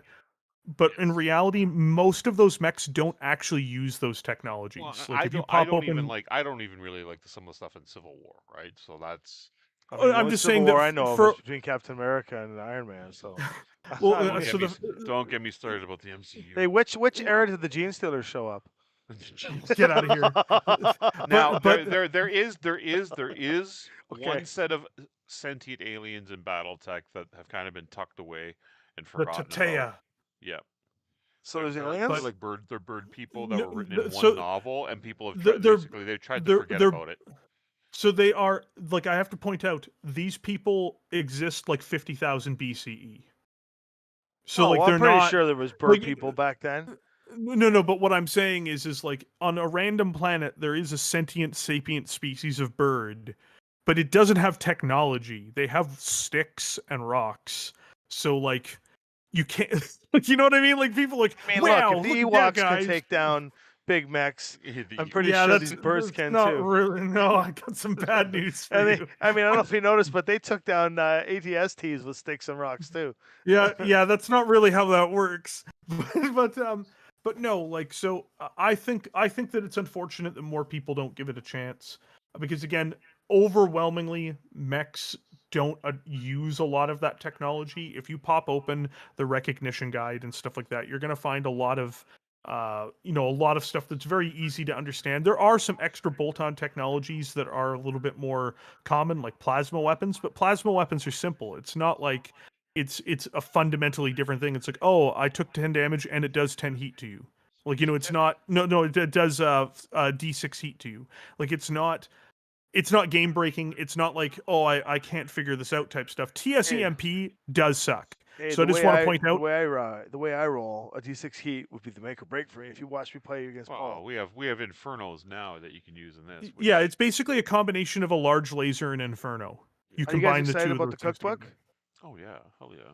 About the Making a which book? recipe for that. The cookbook. I'm making a recipe for Are that. you? I mean, I'm interested to see what's going to be in it. I only know get what? excited for things like cookbooks after I It see the shouldn't be me. recipes. It should be less, who does a lot of our painting, Can I? is actually one of the best chefs in Ontario. Can I He let you in on a should secret? actually make Can I let you guys in on a little recipe for it, secret? It's not a secret, but it's like when the campaign was going, there was a discussion behind the scenes about whether they should maybe do a cookbook, and that discussion was brought up. I said, "Do a cookbook, do a cocktail book," and they were like, "No, we're not doing that." Blah blah blah. I said, "There'll be a demand for a cookbook." I'm like, "No." So I made a burner account. Well, Oh, listen, you monster! You I made a burner account, and I was the guy that went You in and monster! started talking about recipes and dropped You a bunch of monster! like the Capellan caprese salad was me. Dude, Capellan you fuckery. are a Capellan. You And are a so, Capellan, dude. I just wanted to. The level of duplicity and subterfuge involved here. Do you remember that in the first 24 hours of the campaign? I do remember that. So it started. We were at Adepticon. It started, and I started just everyone's. I was on stream too. I got to find in the stream and I'll post it. You'll see me on my phone, on the stream while they're all talking about something. I can't remember what segment it was, and I'm just keep picking up my phone and putting it back down again. And what I was doing is I was putting new Comments. like a smoked brisk Jaguar. Like I just kept putting stuff in there, and then before you know it, it picked up and Yeah, went the audience themselves went with it. I saw it the whole went thing. crazy. You monster! And here's the you thing. monster! So then I flew to Boston, and because I had to go to PAX East for a big panel that I was on, and I went out for dinner that night. Okay, so this is like 6-7 hours later, and I opened up my phone to check to see how the chat was going, and I was still on the burner account, and the recipes were still going. And Oh yeah. I said to Josh, I went, "Holy cow!" I showed him, and he goes, "What?" He said the same thing you did. He goes, "You're a monster." I'm like, "Oh yeah." The Wolf Ragoons was one of them that came up. Yeah, there it is. Yeah, there. I remember that. So, Yeah, I anyways, remember so that. here's the rub now. So that it's not just that, but Lauren says, okay, if we're gonna do a cookbook, somebody has to go back through all of those comments Oh, they and had you do it. write down the most popular things. No, not me. This is the first time they're finding out that I was the burner. I was the one that set this up. And anyways, yeah. That's my dark little secret. So if you are excited for the cookbook, you can blame me. If you think the cookbook was bad, you can blame me. You know, it's fun. It's fun. Like, you know, at the end of the day, like I'm not particularly excited for the cookbook, not because I don't think it'll be good or anything, but I don't get excited for cookbooks until like I see what's in them. You know, like, you know, I am a fat man, that is true, but I am a fat man because I enjoy things that will put me in a grave. I want to see what's in that book. If it tastes good, if it looks like it'll taste good, then I will love the cookbook. I think the goal is to try and make the cookbook things that people can. That was a bad rule. That people can cook fairly reasonably. Like we're not going to do like rack of lambs. Get it? Yeah, no, but just saying that, LRM like, you know, rack of lamb. But just saying that, like, as a whole, I think that's very exciting. In terms of the new products related to the Lambs. Kickstarter outside of Aces, Meh. I would say that aren't miniature based. I would say the thing I'm most excited for is the Universe book. Like, Yeah, that's like, the big one. like I love chicken. Here we go General again. Laos. We're starting no. General no. Laos chicken. Look, what have you done? we Look go. what you've done. Look what General you've done, Laos chicken. you animal. But no, the Universe book is it looks like it's going to be superb. They've put so much care into it too. You can really tell. Like, they wanted to make sure they got it right. That's the thing I'm looking forward to the most out of the Kickstarter, other than the miniatures, is the I'm Universe getting book. 2 of them. I'm getting 2 of them. I'm getting a regular one, Oh, you and got I'm the getting one a with all special edition one. The special Yeah, I'm getting sheets in both. it. And the reason why I'm getting both is because the special my- edition one I'm gonna open once. I'm gonna open it once. I'm gonna look at it once, Caesar salad. and then it's going away. You It's guys are going into a desperately- hole somewhere. You guys are desperately trying to like steer it back to proper Battletech, and I'm just sitting here. In Of my head being course. like, Thinking of different Cold Phoenix Uh, Light. oh, lightly roasted muttons, Oh, LRMs. God. look what you've done! Look what you've done, Tommy! Look what you animal, you monster! But no, What's that? uh, What's that mercenary unit? Cabanches, Caballeros. yeah, that's a Comanches? free. Yeah, they mostly work for the Free Worlds Caballeros. League. The Caballeros. The Nachos Caballeros or That's something. just like that. No, Caballeros not. would be good, yeah. That's- Banshees Oh yeah, the barbecued universe. Caballeros. Oh yeah, the Oh universe shit. book will hopefully be the cornerstone Yes, of the it will lore of be. BattleTech. The Yeah, it's the going to be special great. edition universe book, the concept of it just reminds me of like those old encyclopedias Do where you they have guys? Do you those. guys want? No, go ahead. Go ahead. Oh no, finish. I'm just No, filling up no, here. I was about to ask you guys something I think is funny, but and it's inside baseball for BattleTech fans. But so you should continue your point first, and then I'll. 5 elemental soup. I like that. The FWO wiener. So, oh boy. So the one thing I don't look forward to because of the universe book is the opening of it is going to be very heavily focused on House Cameron, which was the original house at the center of the Inner Sphere during the Star League, and people are always asking if House Cameron can come back.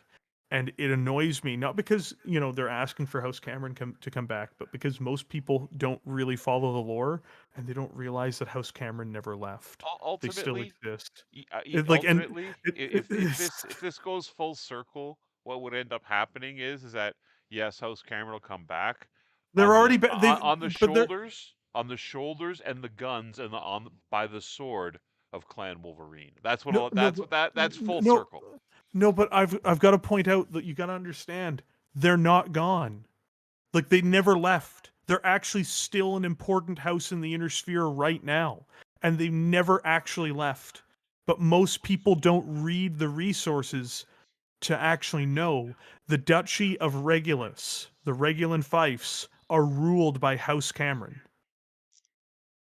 It's one of the most important regions of the Free Worlds League. It's literally ruled by House Cameron. And this is where we could get the Free Worlds League wiener. That's right, the Free World League. But it's just like, when people are like, oh, why isn't House Cameron back? And I'm like, each time I hear it, I'm like, oh my god.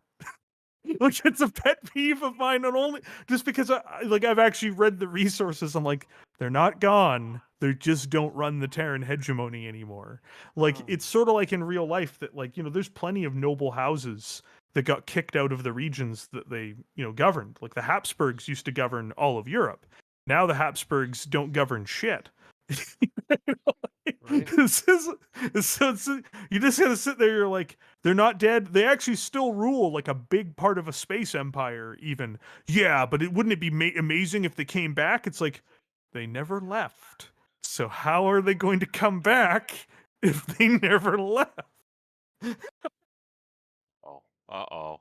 What's he doing here? No, I'm typing in. I'm just gonna type in Big Red's YouTube. So people who they're probably already here for him anyway. But I've seen some of our crew in here too. So YouTube.com/. I don't want to go to the next screen and do it. What is it, Big Red? Hold on. I have a thing here. I have a browser. The browser will let me copy and paste things. It's incredible. Now entered So the shill zone. The Shill Zone. You should change it to Shill Zone. no way, dude. That'd just kill me. Yeah, see, The it shill says zone's a joke. Oh yeah, the So- links may not show up. I'll send it to you in Discord. Hold on one second. Dude. yeah. And there you go. There you Oh, go. perfect. Oh yeah, I wrote everything out. Okay. Just want to now that since I have access to the I normally don't have access to this, so since I have access to this, I can just post this out. And be like, bam! If you are not already on Big Red's channel and coming here to support me because he's bringing all these people in, get on over there and subscribe to his channel. He just hit what We actually 23,000. we hit no 25. We hit 25. we're at a quarter of 25? 100,000 people. Yeah, a quarter of Uh, 100,000 people now follow the channel. I'm not as impressed. I I'm at 3863, but step up. no, honestly, I never thought that people would enjoy my content that much. To be It's honest, very good content. Yeah, It's but very good I'm content. very self-critical. Well, no, I know, but I mean, you have to understand your content's great. But Big Red sent me here. one Yep. One thing I do just as a full disclosure, is I actually, for the last month and going forward, I've been doing my best to promote a lot of other channels on the platform, and I actually have a special area on the Discord. By the way, we have a Discord called Galatea City, which is named after a city in BattleTech. It's also named after a place in real life. Um, for anybody who wants to join us there, you will find links to that on the channel. But one thing I would like to do is I would actually like to link you guys in, because I know you guys are active on Discord from time to time. We'll talk about it maybe a little bit later, where you guys can actually post your content and let people be aware when it goes live. Oh, that's great. Yeah, that would be You fantastic. know, on our Discord. So we've got, I think we've got like 1,200 people on Discord now. But Wow. it's basically a place where everybody hangs out. We have a good time, and right now we've got an area for Lynnvander. By the way, Lynnvander, amazing YouTube channel, really. Like, and I can't shout him out enough. Well, they We've got got the Vander in their beef. name, so they're already good. The beef is Anything another touches. another Canadian YouTuber. He does a lot of Mech Warrior content. He's actually the first Battletech channel I ever subscribed to on Wow. YouTube, and he's got stuff coming up soon. And then we've got Mechanical Frog, great friend of the channel, somebody who I connected with when he was getting started, and I was a I'm little bit laughing. more ahead of. Sorry, I was a little Red. bit more. No, it's all good. I was a I'm little. laughing I at was, but the recipes are still going. oh no, it's never gonna stop. But Mechanical Frog is I know he's somebody that you guys are also trying to get on too, but he's super cool. I first started talking to Frog when he was much smaller. He's gonna be at over 10,000 subs by the end of the year, I promise. But he's somebody who I really do consider quite a kindred spirit in a lot of ways in terms of making content on YouTube for BattleTech. There's other great people you guys already know, Tex and the Black Pants Legion. There's a lot of great folks making BattleTech content right now, and even though like obviously I'm just a voice in a choir, I have felt like, just so you know, my channel wouldn't have gotten where it is if it wasn't for Chapter Master Valrak. So a lot of people don't know this. Valrak is a 40k YouTuber. Also, Aaron Dempsey was also a super cool guy who helped me out early on. They shouted me out when I was making 40k content. I was a moderator for Valrak for years. Super supportive dude. I still talk to him sometimes. He just covers something I don't really care about anymore. But he's like, I'll never cancel my membership with his channel. He's like, that his Discord and his channel in a weird way changed the course of my life, and he's a super awesome dude, and if it was not for Oh, him, that I would not be doing what I do now. Right. we need to. If the recipe book needs to have something based on the Sibco. Let's come up with some good Sibco Oh dear recipe God! names, like The Sib people at Catalyst Game Coca-Cola, Labs will Sib the people Coca-Cola. at Cat I- the I just people put at in Catalyst ham and Game cheese Labs Sibco. Eh? I the just put in the the, chat ham and cheese the, Sibco. the people at Catalyst Game Labs are gonna fillet us like fish. I hope you're aware Hey, of that. well, Do as you long want as your that fish is- bones outside as of your body? As long as the fillet is in the recipe book, I'm good with it. Deep fried Sibco. Deep fried The Sibco. whole time people are like, why are the clans like this? I'm like, look, dude, it was the early '90s. Things were different. There we go. Sibco, spinach, and spam. Oh my Dear god. God. It's the You know what the Marmalade, funniest part? yeah, is like a weird kind of Sibco jam. sliders. Yeah. The They have to have funniest a whole part of section on Sibco. the funniest part of the previous stream, I think it's your daughter's boyfriend who said it, when I was like trying to politely, because the chat kept bringing it up, and Tommy's like, you should tell us what it is. I was like, God damn it. And so like, I'm trying to describe what it is without saying what it is. And I think it was your daughter's boyfriend who chimed in, so this is the part of the stream where we get to incest. Earthquake Johnson writes, Soylent Sibco. Yeah. We got Sib. Oh, now we've gone from like recipes Sibco to tossed Sibco salad. Sibco tossed salad. On the I side love of it the whole time. Sibco I'm mayonnaise. like, Oh my god, what have we done? it was the early '90s. You have to understand, things were different in the early '90s. Oh. God, Sibco. Open faced Sibco sandwich. Can't take it. The Sibco BLT. But that just killed me last week. It just killed, like, a part of my soul died when he said that. I was like, oh no, he's discovered what I'm trying to not say openly. Oh. My sword is broken. I've been defeated. You know, it's a shame that the more we do these, the more I'm going to become less innocent to the Battletech universe because everybody who There, puts a word in there, and I say a word, and then you freak out, and then they freak out, and then everyone freaks out, and I'm like, what am I missing? so Wholesome like ghost. you're gonna find that like BattleTech is a beautiful universe, but there is a lot of terrible things that happen in BattleTech. There's a yeah. lot of like great universe, and I'll never I love I love almost everything about BattleTech, but if you're wondering like, hey guys, what's so important about Kentaris? What happened on Kentaris? And then someone goes in to tell you that the Draconis Combine decapitated 50 million people on Kentaris. It starts to you're like, oh, you mean he killed them, right? It's like, no, they hunted them down, they dragged them into the streets, and they cut their heads off with samurai swords. Oh my god. Like like you start telling people things like that, and you know They're what? like, I don't know if I want to play this game, they'll say. And then you're like, it's not like that at all. You know what? Do you want to know how impassioned BattleTech fans are? I've told this on my own channel before, but you guys don't know it. Do you guys want to know the greatest single encounter I've ever had involving discussing the hobby? It revolves around Kentaris. No, it's incredible. So this was like before I started the channel. I was on a Discord, a really big one, that discusses BattleTech, and I dropped into their live chat, and like I'm just talking with people, and like I'm a shit poster, just like somewhat like Tech's not he's better at it than me, but this is probably one of the funniest things that's ever happened. This is also where I discovered that Davian fans are really passionate.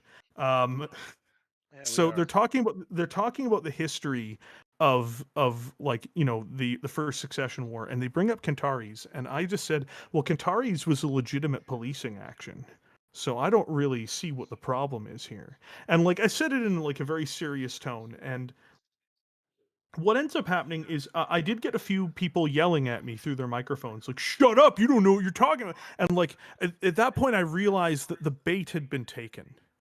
Oh, The yeah. bait, You see, like, and so, you were goading. so I'm trying to deliver these things as stone cold as I can. I'm muting my microphone every time I feel like I'm about to laugh, but I'm just like, listen, guys, like, I don't know what you're talking about. The Ares Conventions does not protect pirates or brigands.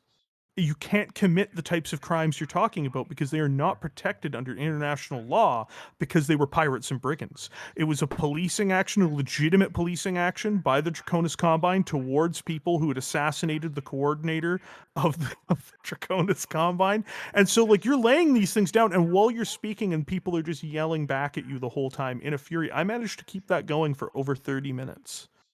My And god. it has to be You're like one of, me, you're a and troll. yeah, it was amazing. Like, like, and so that is from that point forward. And I've always noticed they're a very spirited group of people. Those Deviant fans. You're supposed to explain. You're supposed to explain the mash trucks. Oh God! So it was on. So what I did, we were on stream, and I was joking because the mash trucks have two small lasers on them, meaning that they're armed. They're a 20-ton military vehicle because they're armed. So we discussed for like an hour and a half on stream about how mash trucks are actually weapons of they're actually weapons of war and should be offered no protections. And then we were just discussing things like, what type of artillery strikes you would be using on them, or like how's the best way to engage an enemy mash truck. And so this eventually led, in the middle of the stream, I jumped onto my Twitter account and I did a post which got all sorts of responses from people who did not pick up on the humor of it, of me describing how mash trucks are actually like a serious military asset that needs to be disposed of with haste. It was I'm gonna see if I can find it here real quick because it is super one of the most bullshit things I've ever posted in my life. And again, I love it when people just don't pick up on the tone. Like they don't pick up on the joke, and they're just like, "That is a war crime, sir. Sir, that is a. How could you advocate for such a terrible thing?" And you just kind of sit there. You're like, "Yeah, that's what I'm doing. I'm advocating for it." You are such an awesome troll. I'm the same way with you. I'm the same way. I love just getting in there and you just like get them all riled up, and then before you know it, Yeah, but I eventually never. Before you know it, it's Simpkin in a blanket. Oh my god. Hold on. Like I actually like the language I even used when I posted it was just so like I never use anything that's explicit, but it's just so foul. Here it is. Oh my god. Oh good god. Here we go. Were you aware that in Battletech, MASH vehicles are armed with a minimum of 2 small lasers? This makes them more than viable combatants on For the field of surgical battle. strikes. Oh, Therefore, they are not subject to exemptions from fire.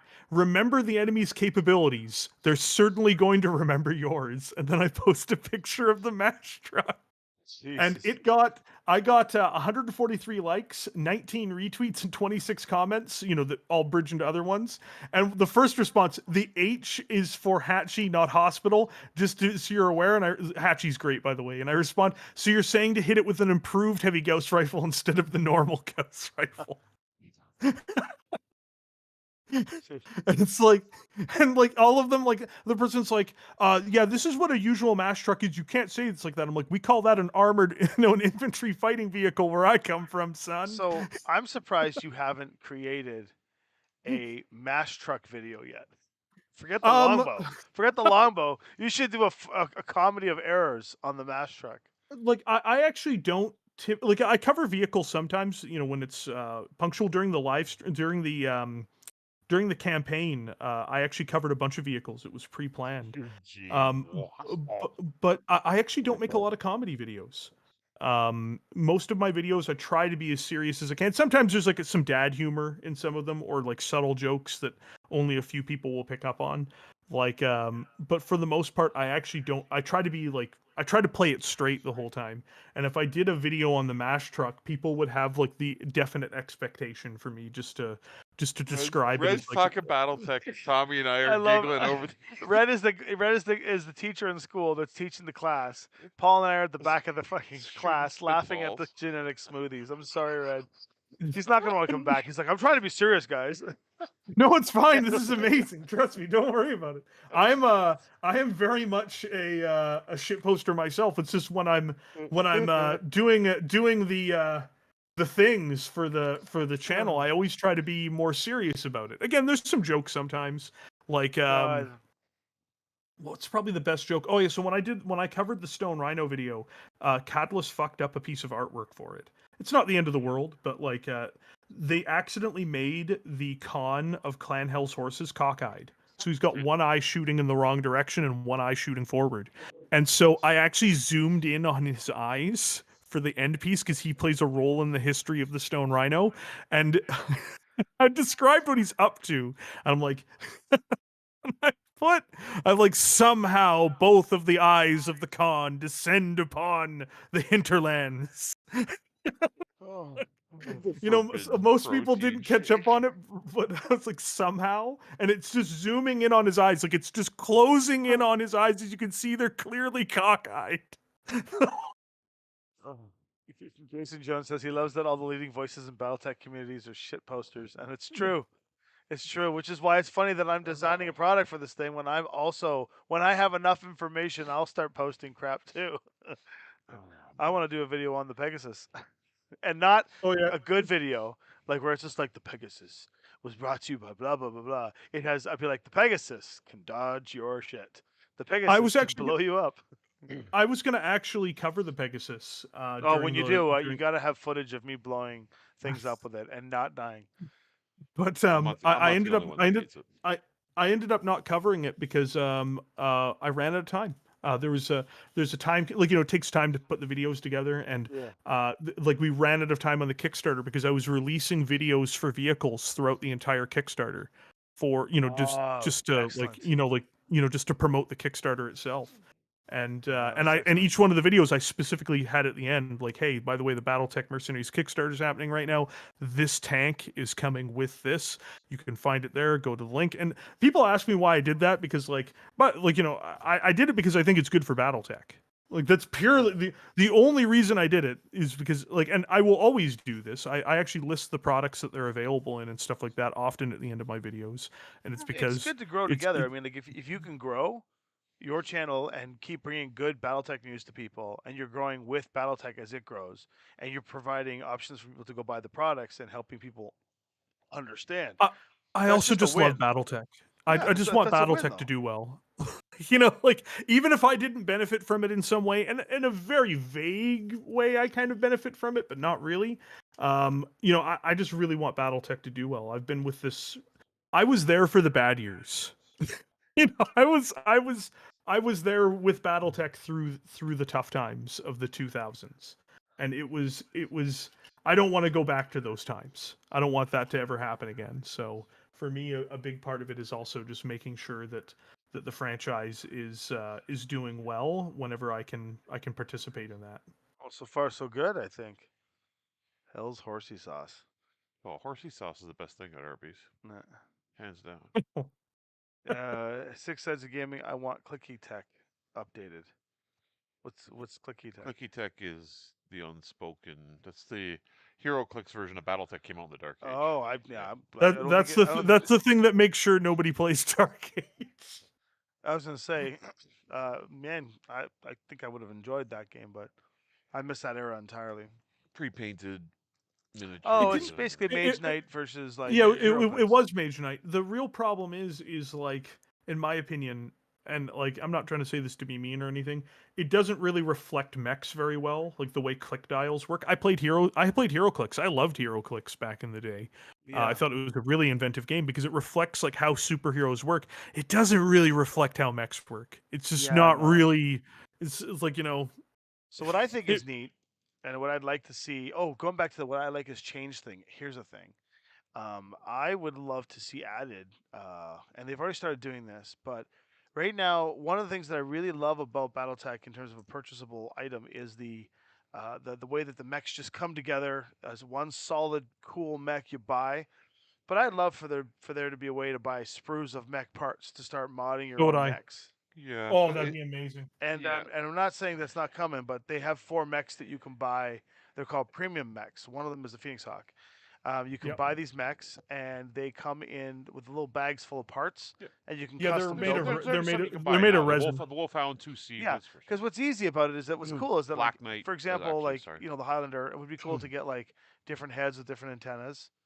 Probably like maybe a chest piece that you can take off and put on, like that little chest section. You can put different like missiles.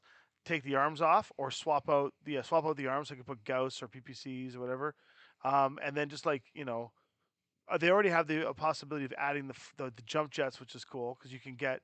I can have this mech crunching an Irby, or it's got the jump jets to it, which is kind of Y- cool. But I think it'd be Yeah, really like neat just to have some customizability, even though I'm not the guy that does the. I would like to see it in plastic as opposed to resin, though. Even though I yeah, 3D like print stuff, I would like to still see it as plastic. Didn't they print them in plastic, or are they No, resin they're printed? resin. no, they're resin. So it would be But sprued like yeah. I interviewed Scroggins and we talked a little bit about it on the interview. This was like a month or two ago. He didn't say this, but like based off of when we talked about it a little bit, the implication I get is that I don't think they want to ship them in parts to people because I don't think they want people to have to glue them together. That seems I to agree. be, I agree. like Yeah, that's they part of want the people. sales pitch, right? Pull it out of Yeah, the they box want and play. people. People pull it out of the box and you're good to go. I I actually really do wish there was a version of the plastics where they just sent me the parts. And I Like think like that's a possibility in the future. I will tell you that that's a discussion piece because I think having these mechs pre-made is great.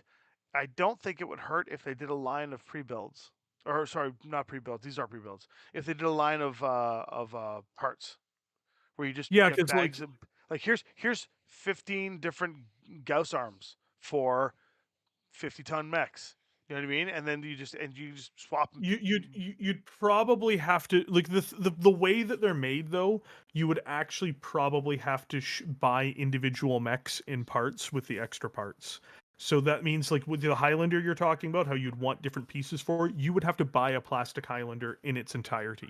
You couldn't Tough one. really do it with the one out of the box. They'd have to Yeah. send you one complete miniature in parts for you to position or replace components with. Mhm. Just Maurice, because of the way they come my together. Because my pet mech is the Phoenix Hawk Lamb. I So love the Phoenix when Hawk, but not the play Lamb when we version. play scenarios, we all take our favorite mechs, and that's my pet mech. I'm obsessed with Highlanders. I just love they look like 1995 Pathfinders, Nissan Pathfinders. They're just like blocky cars. I love them. I'm a Wolverine man. That Yeah, Wolverines are cool. They're Wolverines are slick. good. Yeah. Yeah, like I used it so much back in the 2000s on Mega Mech that I'll never be able to break my connection with that mech. It's a fantastic war machine. Amazing. Well then, there we go. So we're gonna play next week. Start at what time? Oh, whatever, whatever you guys want for time. I like Well, Friday, like next Friday, we'll go for 6. Remember, Josh and Denham are on with us next week as well. Maybe I'll modify it a little bit, the scenario. They can they do the tank. We can swap the tanks out. Swap the and tanks out or whatever. Yeah. perfect. and we'll dig right into it and then go at it there. I was thinking to myself, I'm like, I've got to go, but I'm like, you know what? I let Paul sit here and talk if he wants, but then I realized I need that computer because that's what I have to go use to do work. I got a Yeah. Kickstarter launching, everyone. Like I've got a Kickstarter launching that. Oh yeah, is launching. The other question I was going to ask, what is, like, I actually don't know anything about your Kickstarter. Before you go, what is your There's Kickstarter? a follow page if anybody wants to go follow along. If you're a fan of Dungeons and Dragons, we're doing a 5th edition series of products called Amaria. It's a world that we've already published in, and we're publishing again more content for. And D&D and fantasy world is like my jam. But what's cool about that campaign is that a lot of the same people that are designing for Aces scenarios and storylines and are going to be involved in that product. And it's launching October 3rd. So if anybody's got any extra love, your D&D, if the Venn diagram of nerds that are hanging out with this nerd here tonight, me and Paul and Big Red, if the Venn diagram is you play BattleTech and you play D&D and you like that stuff, I think you'll appreciate the product that's coming out of there. We've also got some custom Dispel dice, the really high-end Dispel dice that we made some custom sets. And so the and dice then are really nice. and then save your money if you have to choose between two. I'll let you make the choice now. If you're going to be like, yeah, I'll support something, and I'll choose one of the 2 games he's coming out with. But for the on October 3rd, for about basically 3 weeks, the Amarian Kickstarter is going off for the fantasy D&D books. We're also doing an anime version of it, and those graphics will be updated shortly. But we also on Halloween we're launching another campaign separate because the RPG studio is running the RPG. My favorite movie of But all time. on Halloween we are launching through the board game division Evil Dead 2, the board game. So we were doing the revamp of that. We designed the original version that was out in the market, was out briefly. That company lost the rights and got sold. Well, they got sold and then the rights reverted back, but then we retained our design rights. So we acquired the license, and on Halloween we're going to be launching Evil Dead 2, a board game. So it's not BattleTech, but it's something if you're a fan of what we're doing here, and of course you can always come out and join Red's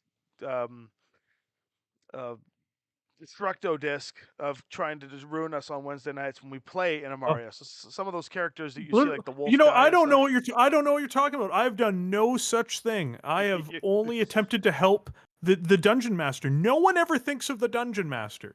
No one ever thinks of them. I think we should change or give a title to Red's followers, and we should refer to them going forward as what do you call your followers? As the Red Sibkin. The Reb Sibcos? The Red Sibkin. Reb Sibkins? No. Oh my. Oh my. It's gonna get me in trouble. You're gonna get yourself in trouble. What do you call your fan base? Are they like the Reds? No, that's not. No, dude. No. Well, I mean, trust me, dude. I have already had an assortment of people level accusations of me being a communist without cause. Why not give them a reason? The Red Army. The Red guys would be the Red Army. The Red Sibkin. They already approved the Red. I already do a pretty good accent, Eastern European style. So don't worry, everybody. You can become part of the Red Army. The Six Heads of Gaming, the Big Red Wolf Sibco. Oh, good God. The Red Barracks. Oh, how do you like it, Red? How do you like it? Hello, my fellow Sibkin. Little Big Red Riding Hood. So, oh boy. I'm not sleeping with Red. I'm not sleeping with Red.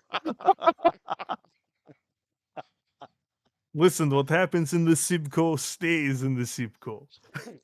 Craig Grayson Jones, like, I honestly don't think Red Sibkin is bad. Keep the lights on. You guys should call it the your Sibkin. Eyes closed. Would you guys? No. What was the speechless face? Is that what it is?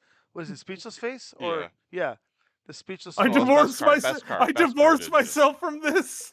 It's like I can't. So the red, so the red, the red followers would be the speechless faces. Or just call yourselves the speechless face. That's it. Like the Borg, we are speechless face. We are No. speechless face. So we had this problem on ours as well because we were like, what are they, like six-siders? So we call them six-siders, but it sounds like a disgusting sex slider. Like I just don't like. I mean, to be six-siders. fair, have you considered that it is a disgusting sex slide? It is six sides. We all have six sides. No, Don't worry, you come down to 6 sides. We have all sorts of positions for you to try. Right? My God. All right. Well, at least Lynnvander is kind of like what it is. So the sexy sixes. Or just call it the sexy six. Oh yeah. Lynn 6. Lynn six. That's yeah. awesome. 6. Oh my God. I am actually like legitimately had a roller coaster because earlier I was punching my computer like a madman. Now I'm laughing. Now I've got a sore stomach from laughing at all Good. the fact that we had this this fun Red's talking serious Battletech and everyone's putting in Simcoe sandwiches. Oh, by the way, this happens on my actual live streams. I remember one person's like, his live streams are such bullshit. He doesn't talk about real Battletech. I'm trying to the whole time, and the audience the whole time is trying to do like stuff like speechless fuzz. Hey, you guys, do you remember the Simcoe event we all went to recently? What's that? JC's like 6,000 Gaming sounds like I'm making it the sexy six, right? Yeah. So it's us two, Tuck, Red. We'll get some other people. We'll figure out who the sexy six will be, and we'll all each have a mech on the field. Yeah. And we'll have like the sexy six Yeah. versus the viewers. We're like, and we do we're like a Spider-Man villain group. We'll let Aces be the were you gonna do this, Red? Aces was going to be, or was it Tuck?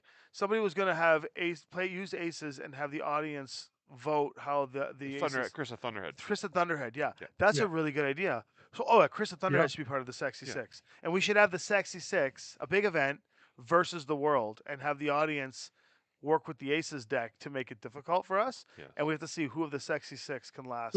No, but I mean, realistically speaking, how is the audience going to make an interactive game difficult? I've never seen that happen before. Oh, I know how to do it. You made a pun without even realizing it. You want to see who out of the Sexy Six lasts the longest? It wouldn't be me. I'd be the first one. No! Oh no! He's going the distance. He's going. Tommy on his first roll. On his first roll is Snake Eyes. You're awareness check failed. Like Kramer on a Seinfeld episode. Yeah, I'm out. Oh, for sure, I'd be the first one out. I'm boring. But no, there's a way to do it where the audience can get involved. We could do channel points or something, which would be kind of fun, or bits if people were interested in that. We'd have to put it toward a cause, like maybe we're going to buy a new computer. No, I'm kidding. Yeah, it's going towards a good cause, great charity. Well, I need another computer. We could do a charity stream, which would be kind of fun. Be cool. Maybe we could do like raise some money to buy some. I'm sure Catalyst could match us on this one to buy some Alpha Strike boxes and bring them to like sick kids schools and stuff like that to get them into Battletech. Be down for that. We could do something fun like that, but what it would be is it would be the Sexy Six mechs, and we would do either the Irby thing or we would just have a whole bunch of things that they can do. Like they can add heat. They can I can already tell you scenarios and extra mechs on the table. You'd be piloting a Highlander. I'm in a Phoenix Hawk Lamb. Red's going to be in a Wolverine. Tex would be in an Awesome. I know that's his favorite. He likes Awesomes. Chris would be in a Shadowhawk, most likely, I believe, is what he would take. And then who's the last one we're missing? Tuck would be. I don't know what Tuck would take. We'll figure it out, and then we'll get Randall involved. Yeah. And then we'll he'd be an Ed 209 because I'm pretty sure that's his symbol. He has an Ed 209. Tuck would have a classic mech of some sort. It would probably be like a. If I had to guess, Tuck would be like. Tuck would be in. He's definitely would be part of the Sexy Six. But yeah, Battlemaster or a Rifleman. We should plan this out, guys? Would you watch that? That'd be fun. I think that'd be fun to do. I just gotta. We'd be dropping Sven in an Atlas because he's going to need to defend himself from all those hot takes. Am I right, guys? With his facts and his well-researched bullshit. How dare he?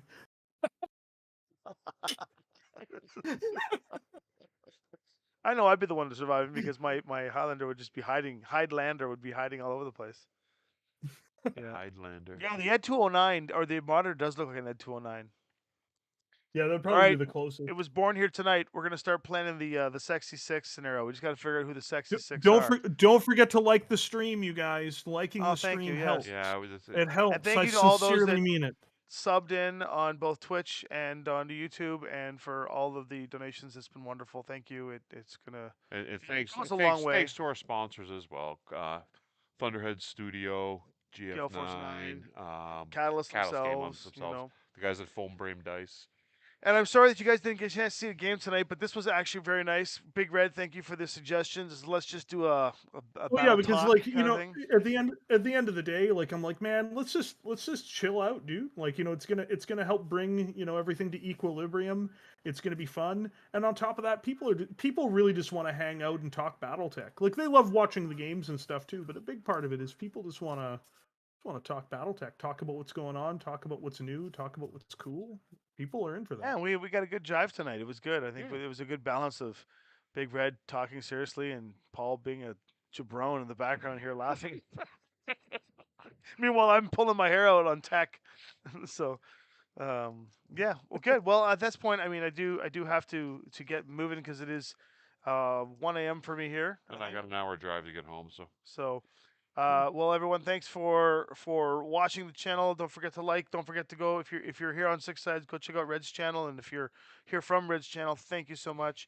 Much appreciated, once- everybody. Remember, Friday, Big Red, Josh and Denham from the Mech Bay podcast, plus Tommy and ourselves, and we will roll some no dice tech and issues blow some shit because I'm up. going to use the There will- computer. there There's no won't be tech no issues. tech issues. There's no tech issues because I'm using the computer that I'm using right now, which I know can hold this ground. I'm not use a shitty thing. But all right, thank you guys so much. Night, It's everyone. been a lot of fun. We'll talk to you all soon. Red, Thank you, we'll Red. talk soon, brother. Yeah, have a good one, guys. Thanks, buddy. Yep. Good night. Good night.